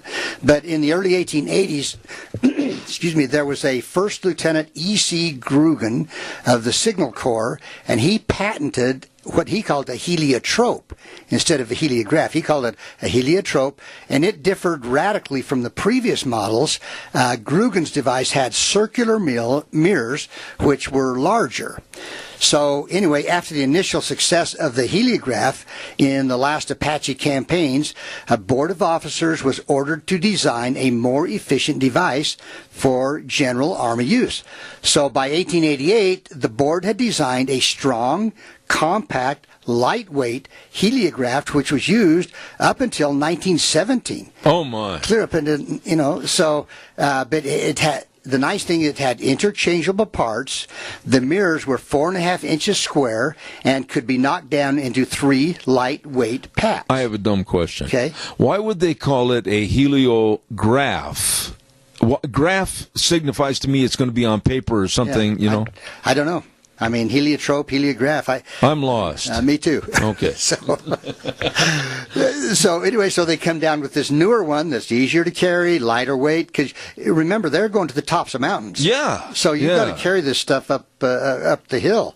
So after 1886, Chief Signal Officer A.W. Greeley said this.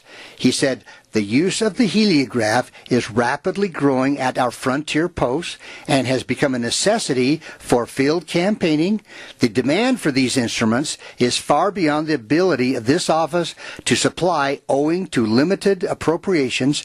It is certain that this instrument for the coming years will hold its own in favor and usefulness. So he figured this was really going to catch on, okay, and they needed more and more of them. I got a dumb question. Okay. Again, great on a sunny day. I'm going to get to that. You knew that.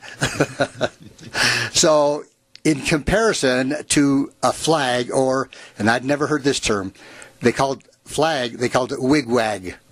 Wigwag? Wigwag signaling. I don't know. That's a very extensive collegiate term. No idea where that came from. Okay. Anyway, another officer, a guy by the name of Thompson, said, quote, "The extreme limit to which a signal by flag can be read with certainty falls so far short of the requirements for frontier signaling that the heliograph has rapidly come to the fore," is what he said.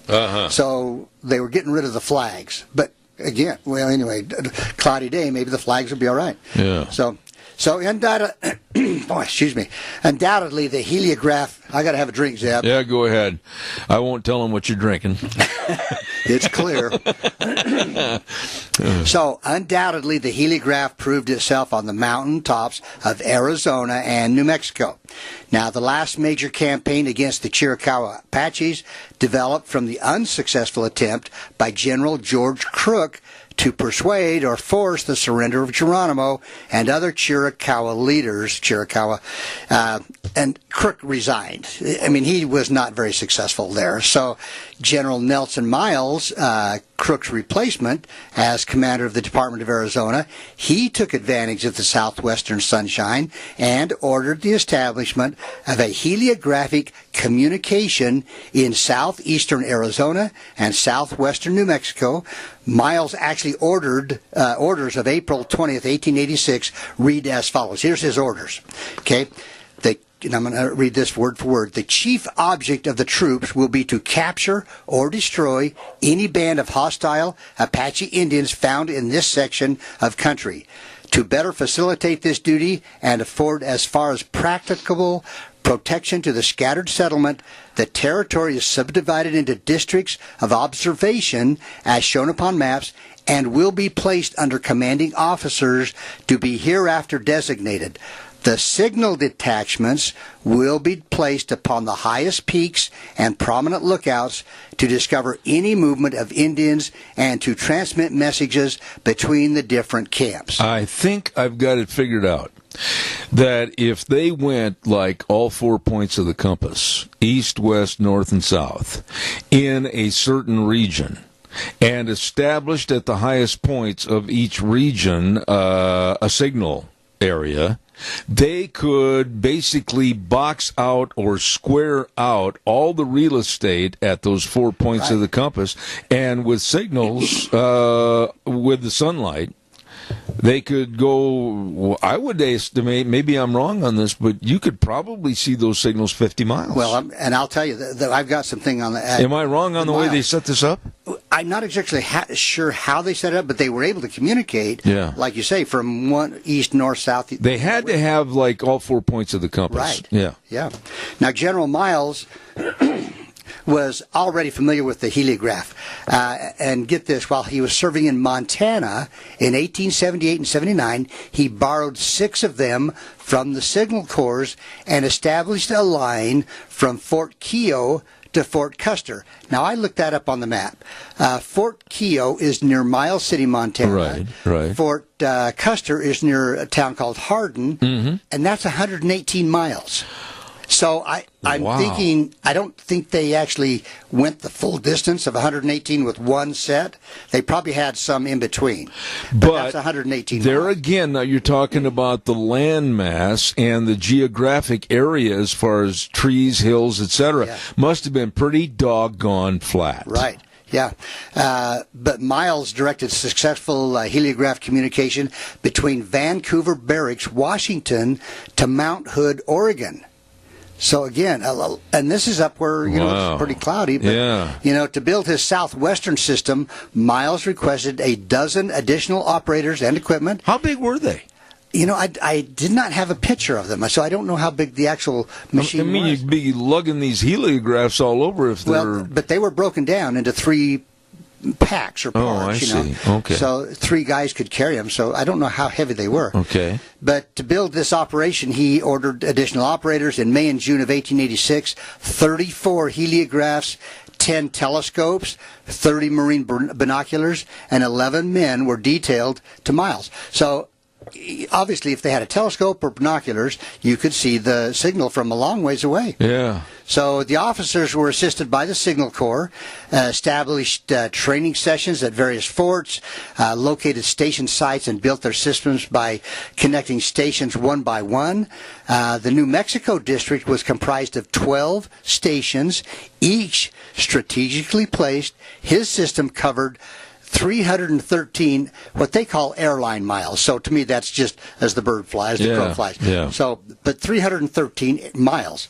The system was managed by 29 men, mostly privates. Arizona lines included 12 stations and involved 65 enlisted men. And get this, Zeb, you asked this, only one day was lost because of cloudy weather. Really? So so the sun shines all the time. I wish you could find out more about this because I'm intrigued by the fact. How did they make each flutter of the shutter? How do you like that?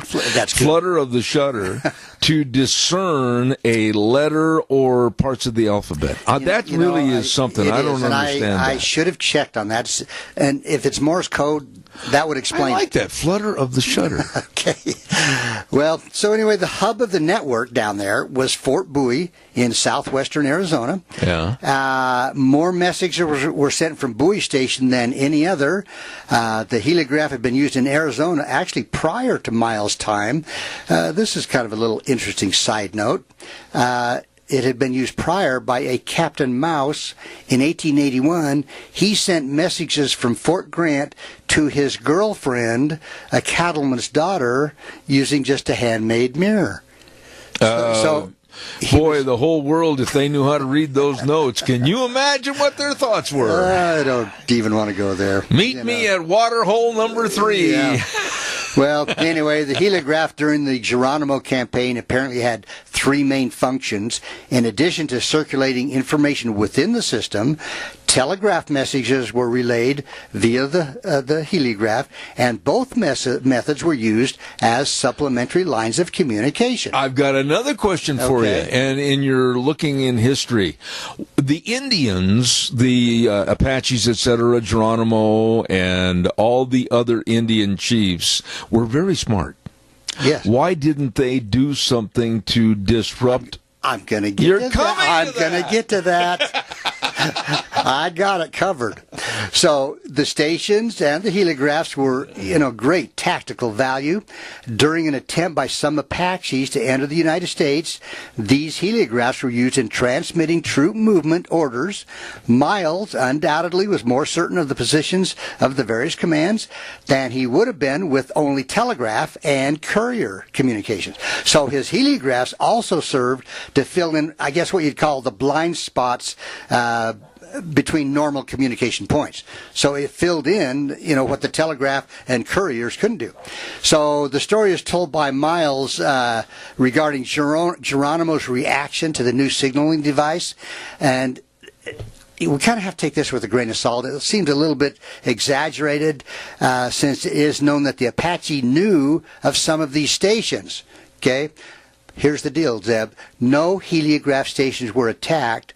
Miles has described the historic meeting in Skeleton Canyon, which led to Geronimo's surrender, as follows. Okay, here it is. This is what took place, according to Miles. I told him, Geronimo, that we had the use of steam and could move troops with great rapidity, that we also had the telegraph and the heliostat, both superior to any of their methods of communication. I said to Geronimo, we can watch your movements and send messages over the tops of these mountains in a small part of one day and over a distance which would take a man mounted on a swift pony 20 days to travel. Geronimo's face assumed an air of curiosity and incredulity. That word. Incredulity. As he was incredulous about he was. it. As I have previously had occasion to remark, when an Indian sees something that he cannot comprehend, he attributes it to some power beyond his knowledge and control. Geronimo told me he had observed these flashes upon the mountain heights and believed them to be spirits, had avoided them by going around those points of the mountains, never realizing that it was a subtle power used by his enemies. Now, right there, I got to say, I am surprised that you are saying that they were never attacked. Well, and according to this, Geronimo thought there was something, the Great Spirit. So they had seen the flashes of light and assumed that it was something with the Great Spirit. Right. So they just avoided. But once they realized that it was perpetration by mankind and the cavalry and the army, you would think they'd have done something to counteract it. But it was too late. I think it was too late. In fact, Miles, for a demonstration of the heliograph, Miles had a message sent to Fort Bowie inquiring for Geronimo if his brother were well. A reply was returned shortly, and Miles related this. Here's what he said. This struck the savage, Geronimo, with awe and evidently made a strong impression upon him. I noticed that he said something to one of his warriors close by, at which the warrior quietly turned on his heel, walked back a short distance to where his pony was tied, jumped on his back, and rode rapidly back in the direction of the mountain from whence Geronimo had come. Now, Miles asked Geronimo, he said, what did you tell the warrior? And so here's what Geronimo said. The interpreter replied, he told him to go and tell Natchez, another chief, that there was a power here which he could not understand, and to come in and come quick. The heliostat, Miles' term for the heliograph, had performed its last and best work, and in a few hours Natchez came riding down from the mountains with his band of warriors and their families and came into camp, though with much hesitation and reserve. Wow, we have a caller with a question real quick. Stand by. Caller, real fast. You're on the air. Fast. Well, I just know that, like out here south of Declo, when you get too close to the mountain, you can't pick up anything from off the top. I just wondered, that could have been a possibility for them. I mean, they didn't know that evidently, but anyway, that's the way it is out here. Oh, so you're saying that the Indian tribes, if they got too close to the bottom of the mountain, they wouldn't have realized or recognized what was happening? Well, they wouldn't have been able to be seen by the people up on the top of the mountain, Yeah. To signal for them to know that they were there. Yeah. It is amazing, though, as to how we think back in old days as primitive, but the technology and technocracy is really amazing. It really is. Thank you for your call, caller. I appreciate that. So, when Geronimo under guard, the campaign was almost over, things were settling down, and Miles wrote his wife in 1886, here's what he said to her. He said, "We have at last been most successful. I am making a clean sweep of the hostile Apache out of this country, and it has given a feeling of relief and security to thousands of homes that they have never felt before. It is a brilliant ending of a difficult problem." So he goes on, he said, the Miles heliograph system, here's some figures that I think is pretty interesting, had made possible to send over 2,200 messages, some over 200 words, and his men succeeded in sending a message of 25 words along a zigzag course of 400 miles, followed by an answer in about 4 hours. Impressed by the speed and accuracy of the heliograph and their operators, Army officers established an extensive practice operation in Arizona and New Mexico during the summer of 1890. Now, at this time, messages were sent over 130 miles between only two stations. Wow. And the military decided to incorporate heliographs into the communications arsenal. And today, many of the peaks and hilltops used to flash messages serve as relay stations for TV, microwave, cell phones, electronic devices. And, but you got to salute these officers and enlisted men. I mean, they trudged up the top of these mountains. Yeah. They camped up on top where it was cold and windy. What a lonely life. Taking their mirrors and... Yeah. But Did they do the same? I'm going to ask you a question. I don't mean to put you on the spot. Yes, I do. Did they do the same thing, perhaps to a limited degree, at night with lanterns? I don't know that.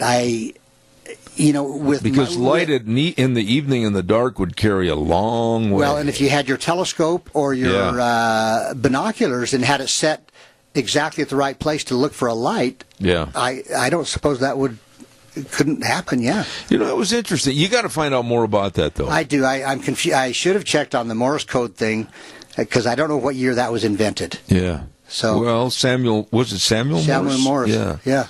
Huh. So call him, ask him. Well, you know what though? The telegraph was going. Yeah. And the telegraph was Morse code, right? Yeah. So this had to be Morse code. Boy, if you had an operator with a cold, he could really mess things up. Achoo! A sneeze, yeah. I got to run. That was interesting. Find out a little bit more for next week, though. I appreciate that. Dr. History, and thank you very much. And before we leave this half hour, I also want to mention to you, we've got another very interesting segment on Thursdays at 10:10 called Cassia County School Days, sponsored by A Child's World at 1308 Overland and Burley. All the spring clothes are there, and the games and the puzzles and the toys and everything for you and your whole family. Stop in, save money, shop locally at A Child's World, 1308 Overland and Burley, and they bring you Cassia County School Days on Thursdays at 10:10. Right now, we're going to send it back over to Wheels. We'll be back in about 3 minutes. And now, back to Zeb at the Ranch on AM 1230 KBAR. To reach Zeb, call 436-2244 or toll free 1-866-927-4587. And now, here is Zeb Bell. And thank you very much for coming back and joining us for our last half hour. And we really are excited to have this gentleman be a part of our program this morning.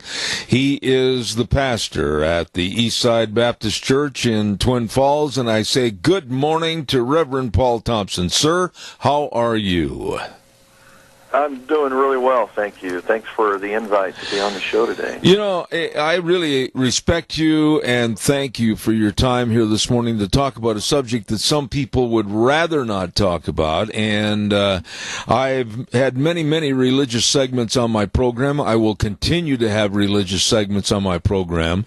But I am very concerned, and I'm going to state my position, Reverend Thompson, right up front. I'm very concerned as to what's being said and what's not being said from the pulpits, to let the people in congregations all across the United States know how serious we have a problem in this country with a lack of morality and a stopping of the Christian ethics and values by government and other groups. And it's up to the pastors, I think, to alert the congregation as to what the problems are and try to rectify them. Am I wrong?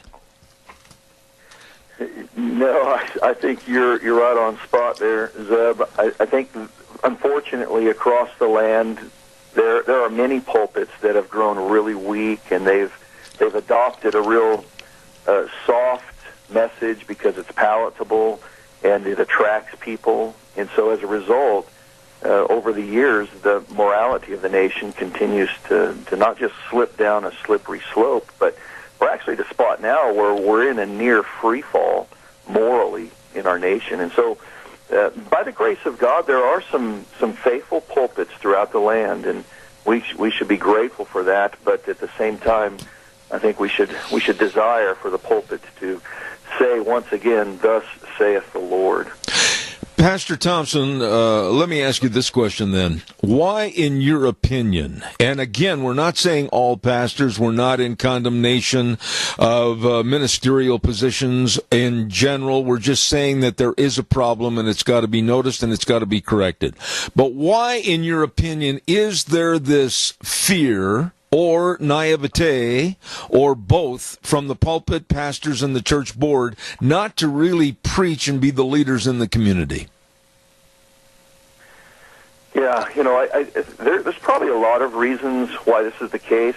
Probably one of the greatest fears that sits by many in the pulpit today is the fear of the government, which is an unfortunate state because churches have if there's a place in the land that has extraordinary liberty, it is actually from the pulpit of the church and the community.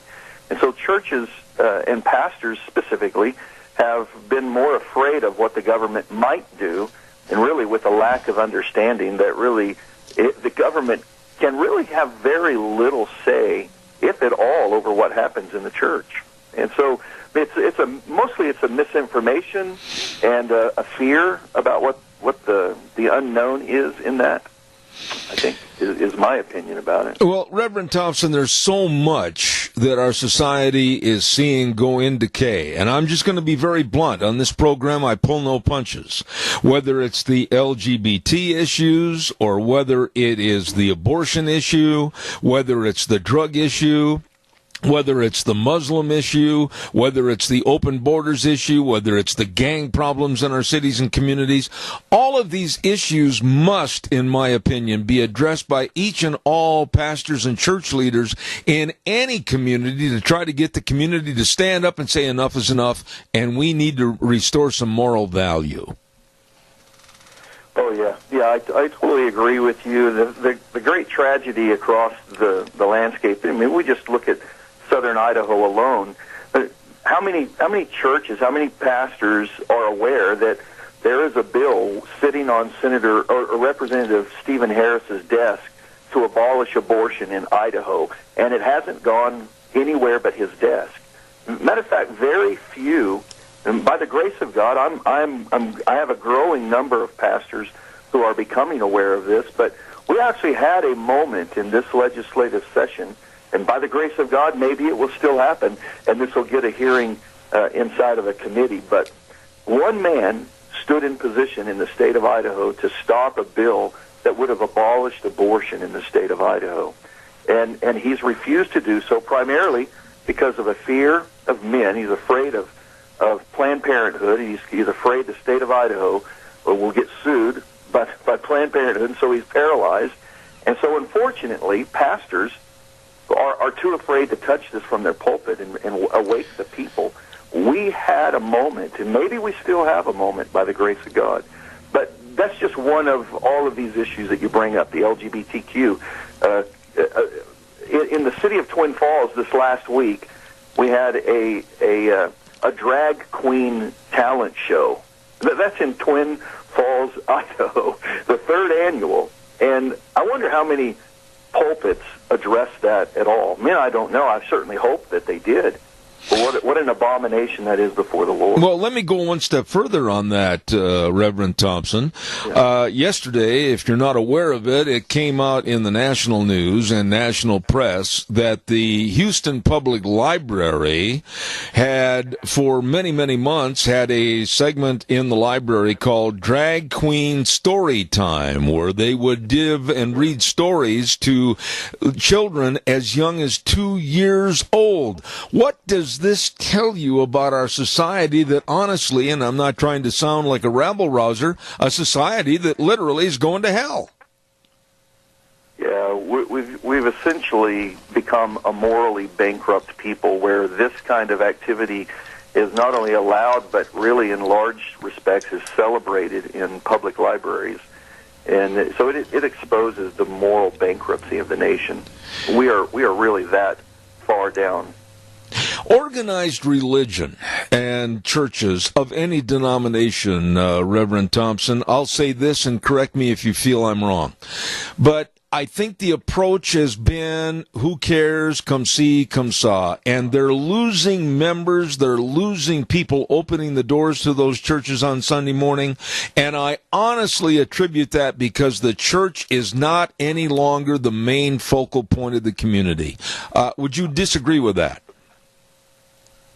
No, I have great agreement with what you're saying in that I think what sadly has happened in many churches is that, especially if you just consider mainline denominations who have thought, hey, we're losing our young people, and so we got to start doing things. We got to start accepting things that the younger generation want, and so they attempt to do that, and then, as we've been noticing now for several decades, a lot of the mainline denominations are just continuing to plummet in population or attendance. But whatever happened to a people who were hungry to hear a word from God? And where would you go to hear a word from God but to the church house?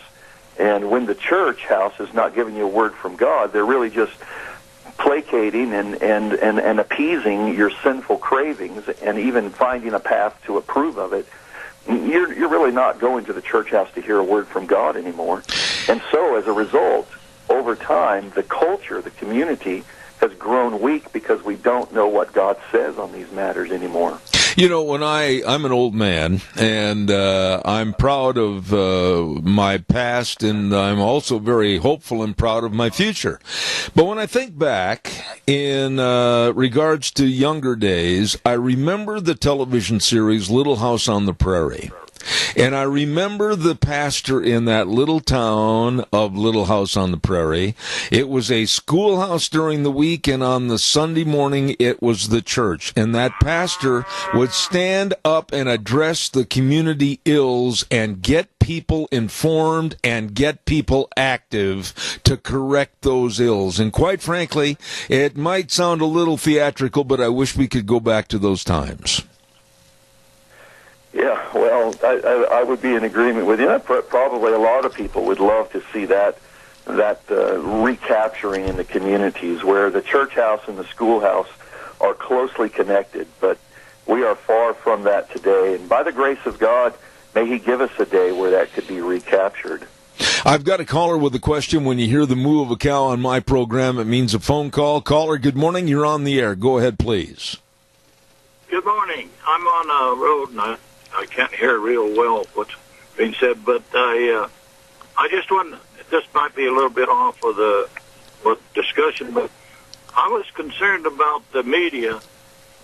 We have these people that were shot in New Zealand. They're Muslims, I believe, and we got, what I read, there's 6,000 Christians that have been slaughtered. And then there's several other Christians that have been slaughtered in different countries. And we're making a big hoop-de-doo about these Muslims like it's almost an unforgivable sin, which I don't agree with the killings in New Zealand. But why is the preachers ignoring, and the media ignoring what's going on with the Christians in the world? I'm going to have him address that on the air. Caller, I've got to get him back on the air, so thank you very much. Reverend Thompson, he brings up an excellent point. The news media has played the story in New Zealand to the hilt, and rightfully so, because it was an absolute abhorrent waste of life and the taking of life. However, just last week, there were over 100 Christians killed in Nigeria, and very little press, and bodies literally floating down the river. I just think that the Christian attack today is almost taken as blasé, and people aren't paying attention to what's really happening. Yeah, it really is. The caller exposes a real, true problem in the land that is we just have completely forgotten about the atrocities that are happening, and that the suffering of the saints, the suffering of true believers of the Lord Jesus Christ are indeed suffering greatly around the world, as he mentioned in Nigeria. This last weekend alone, we began to hear reports of the slaughtering of villages of Christians. And you're right. I mean, the media largely has nothing to say about it, and they'll have to answer for why they don't do that to themselves. But I think to the listener, to the Christian in the land, it should show us that the mainstream media, again, has very little interest in being any kind of an advocate for truth. You know, Reverend Thompson, we talk many times about, on my program, a hemlock society, where life is not valuable anymore, whether you are an infant or, on the other end of the scale, a senior citizen. And there seems to be a drawing closer of that hemlock society to where if we're going to be looking at even full-term abortion, and then on the other end of the scale, well, you're an old person, you're worthless, just go die. This is the kind of society that we're seeing create itself in America today. How do we fight back? Well, I think as we mentioned earlier in this segment of the program, the pulpit has to reclaim the voice in the community and has to pick up the Bible again and open up that Bible and read from that Bible and preach from that Bible and not give up on that word from a holy, righteous God. I mean, when we think about life itself, I mean, God created it, He set it apart, sanctified it, and declared it very good. And when any society treats life as disrespectful and careless, then that society should expect the judgment of God to come upon her. But Zeb, you're probably aware of this, about the abortion matters in the city of Twin Falls, in the building that is occupied by Planned Parenthood. Since they opened up in Twin Falls several years ago, they've murdered in the city of Twin Falls over 1,900 babies. That's the total population of Hanson and Eden combined, right here in southern Idaho. That's unspeakable and should not go as quietly through the night as it does all the time. 5 babies a week are murdered in the city of Twin Falls. People don't care about God and His life that He created. I just cannot understand, and I'm 71 years old, but I can't understand, and I never thought I would see it in my lifetime, what we're seeing today, a lack of respect for life, a lack of respect for people, a lack of respect for God's Word in the Bible, and the literal laughing and trashing of the Bible itself. I never thought I'd live to see this kind of a problem be this big. Yeah. Well, yeah, it is a sad day, and it's an indictment against the church.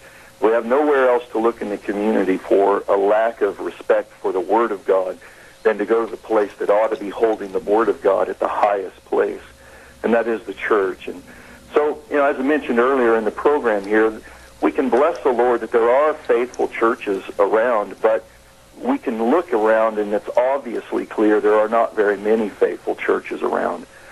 Because the Word of God continues to in the community have a lesser place of respect. Where before people would say, they would want to hear what the preacher has to say. They would want to hear where the church stands on the moral issues in the community.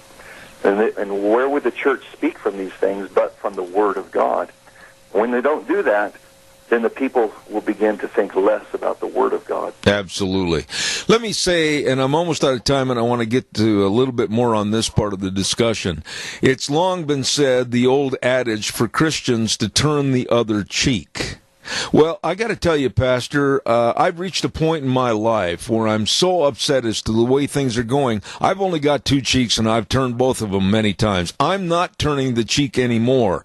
I think, and I'll say this, it's high time for Christians to go on the offense in favor of God's Word in the Bible, because if we don't go on offense, we can't play defense anymore. We're almost buried. Yeah, well, and I think you're right on this, that our armory is the Word of God. And so when the church doesn't use the Word of God to speak into the cultural matters, the moral issues of the day, the church has nothing else to stand on. It has nothing to throw into the fight. And so here's our artillery, and it's largely buried in the rear guard in the winter barracks, and the church needs to pick up the gospel, put it on the shoulders of its church and in its pulpit again, and put it in the vanguard. It needs to be in the offensive position. And so may the Lord awaken His church throughout the land. One day again, may we see a day where people fear and revere the Lord God Almighty Himself. When you wrote the article that was in the Times News a couple of weeks ago in regards to the subject that we're talking about this morning, what has been the public response or the pastoral response? What's happened? Have you heard anything from anybody? Well, I don't hear a whole lot. The responses I get from my articles that I write regularly in the Times News, the online comments and the emails I get are usually anonymous, and we don't really know who's saying them. And so I don't really give a whole lot of attention to them because they're pretty foolish in their responses. But I am hearing and I am sensing that there is a growing hunger from the pulpit that we must reclaim this place. And so may the Lord give grace to us in our day, and that pulpits, the pastors, the churches would get their courage again and open up the Word of God, and regardless of how the community is going to respond to it, speak back into our communities from the holy, righteous God again. Well, I hope you're not offended when I say this, but to me, for you having the nerve and the courage to come on and talk about this, you are John Wayne, Reverend Paul Thompson, Eastside Baptist Church in Twin Falls. Thank you, and I mean that. Thank you very much for coming on the show. Well, thanks for the invite, Zeb. It's a pleasure to get to talk about these things. And may the Lord have mercy upon our land. God bless you, sir. Thank you so much. I really appreciate him coming on the program this morning. Reverend Paul Thompson, pastor at the Eastside Baptist Church in Twin Falls. And he's got the nerve, he's got the courage, and he said the right things. We've got to start showing more of a faith and more of a response from the pulpit to the community ills. There you go. I've got to get a weather forecast on here. And the weather brought to you by Scarro's Meats. Oh, my goodness sakes. Delicious meats. I'm telling you, all the bacons. They've got the buckboard bacon, leaner and more economical than traditional bacon. They've got all kinds of flavors. It's really, really good. Marinated pork ribs and tri-tips. And, oh, my goodness, don't forget the breakfast sausages and all the bratwurst. I love bratwurst. Sourdough buns smothered with onions. Oh, my goodness, and cheese. It's delicious. Don't forget Scarro's Meats, Don Scarrow and the crew, 331 North Road, Jerome. And right now, here's Gina with the weather. Beautiful day and a beautiful week here in the Valley. Here's a look at your weather forecast. We are expecting sunny skies with a high of 56, winds out of the east at about 8 miles an hour, gusts as high as 21 miles an hour. Tonight, nice and clear, beautiful to check out the stars with a low of 30. Tomorrow, mostly sunny skies, expecting a high of 60. Still a little bit on the breezy side as well. Tomorrow night, mostly cloudy skies with a low of 34. Mostly cloudy for Thursday, but we are going to retain that heat, expecting a high of 60. Mostly cloudy for Thursday night with a low of 36. By Friday, partly sunny skies, expecting a high of 60 with an overnight low of 41. Saturday, we do have a very slight chance of snow showers in the forecast with a high of 56, and that could roll over for Sunday. Partly sunny skies of 54. That's a look at your weather forecast for Zeb at the Range. Thank you, Gina. Great job. And again, brought to you by Scarro's Meats. Don Scarrow and the crew at 331 North Road, Jerome. Telephone number to call, 324-7657. They are changing the way we eat, one delicious bite at a time. I'd love to have some phone calls. Whether you agree with me or not, I don't care. Give me a call and chime in, and we'd love to hear from you. So give us a jingle at, of course, our number, 436-2244, 1-866-927-4587. I want to remind you again, we're going to have Lunch Bunch this Thursday, day after tomorrow at Denny's Restaurant, 611 North Overland in Burley. Don't miss it. Please call your friends and neighbors, Aunt Martha, Uncle Fred, everybody. Get them there. Want to have a good turnout for Lunch Bunch. And it's our tribute to St. Patrick's Day, which was last Sunday. Everybody wear green. Everybody wear green. And the greenest person that shows up, I don't mean for the environment, I mean dressed in green, I will buy their lunch. I'll buy their lunch. I want to see green, so everybody be there on Thursday at Denny's for our Zeb's Lunch Bunch. And again, our thanks to all the folks that contribute for our door prizes, Walmart and Smith's Foods, Hanson Mortuary, Stokes Grocery, Doug Martin, and Denny's. Thank you very much. At Denny's Restaurant, 611 North Overland in Burley. Once again, I've still got time for another call or two. Give me a jingle. But while I'm waiting, I want to remind you, a lot of big things are happening at your Magic Valley Les Schwab Tire Centers. Like what, Zeb? A spring tire sale where you can save a lot of money. I mean, back in your pocket. Spring tire sale on tires like the Eclipse tire for your car, 70,000-mile warranty, superior ride quality, or the Ultra Z900, up to 80,000-mile warranty, and mud and snow designation. Oh, the Ultra Z900. Check that out, along with all the other great tire buys for safe summer and springtime driving. I think you better get in there today and check it out, along with the best in brake service and front-end alignment, shocks and struts and batteries. All of this and so much more, with the best of service to you from Lane and Rupert, Dave on Blue Lakes and Twin, Mike and Buell, Mike and Jerome, the Twist family in Paul, Daniel on Poline in Twin Falls, and Randy on Overland in Burley. Your Magic Valley Les Schwab Tire Centers. Who's going to be on the program tomorrow? We've got Dave Bego. We've got a lawyer with the Pacific Legal Foundation.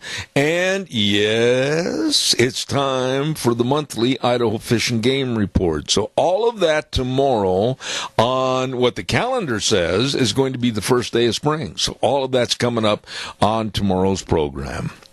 Remember, bingo on Friday nights. I got to get this in one more time. They'll get mad at me. Bingo every Friday night at the Rupert Senior Center. Doors open at 5:30. Early bird games at 6:45. All the other games at 7 p.m. Bingo I-24 on Friday. Don't forget it. We'll be back tomorrow starting at 8:06. And don't forget, we always say the way things were are the way things ought to be. And definitely the world needs more cowboys. We'll see you tomorrow morning. God bless. Have a good one.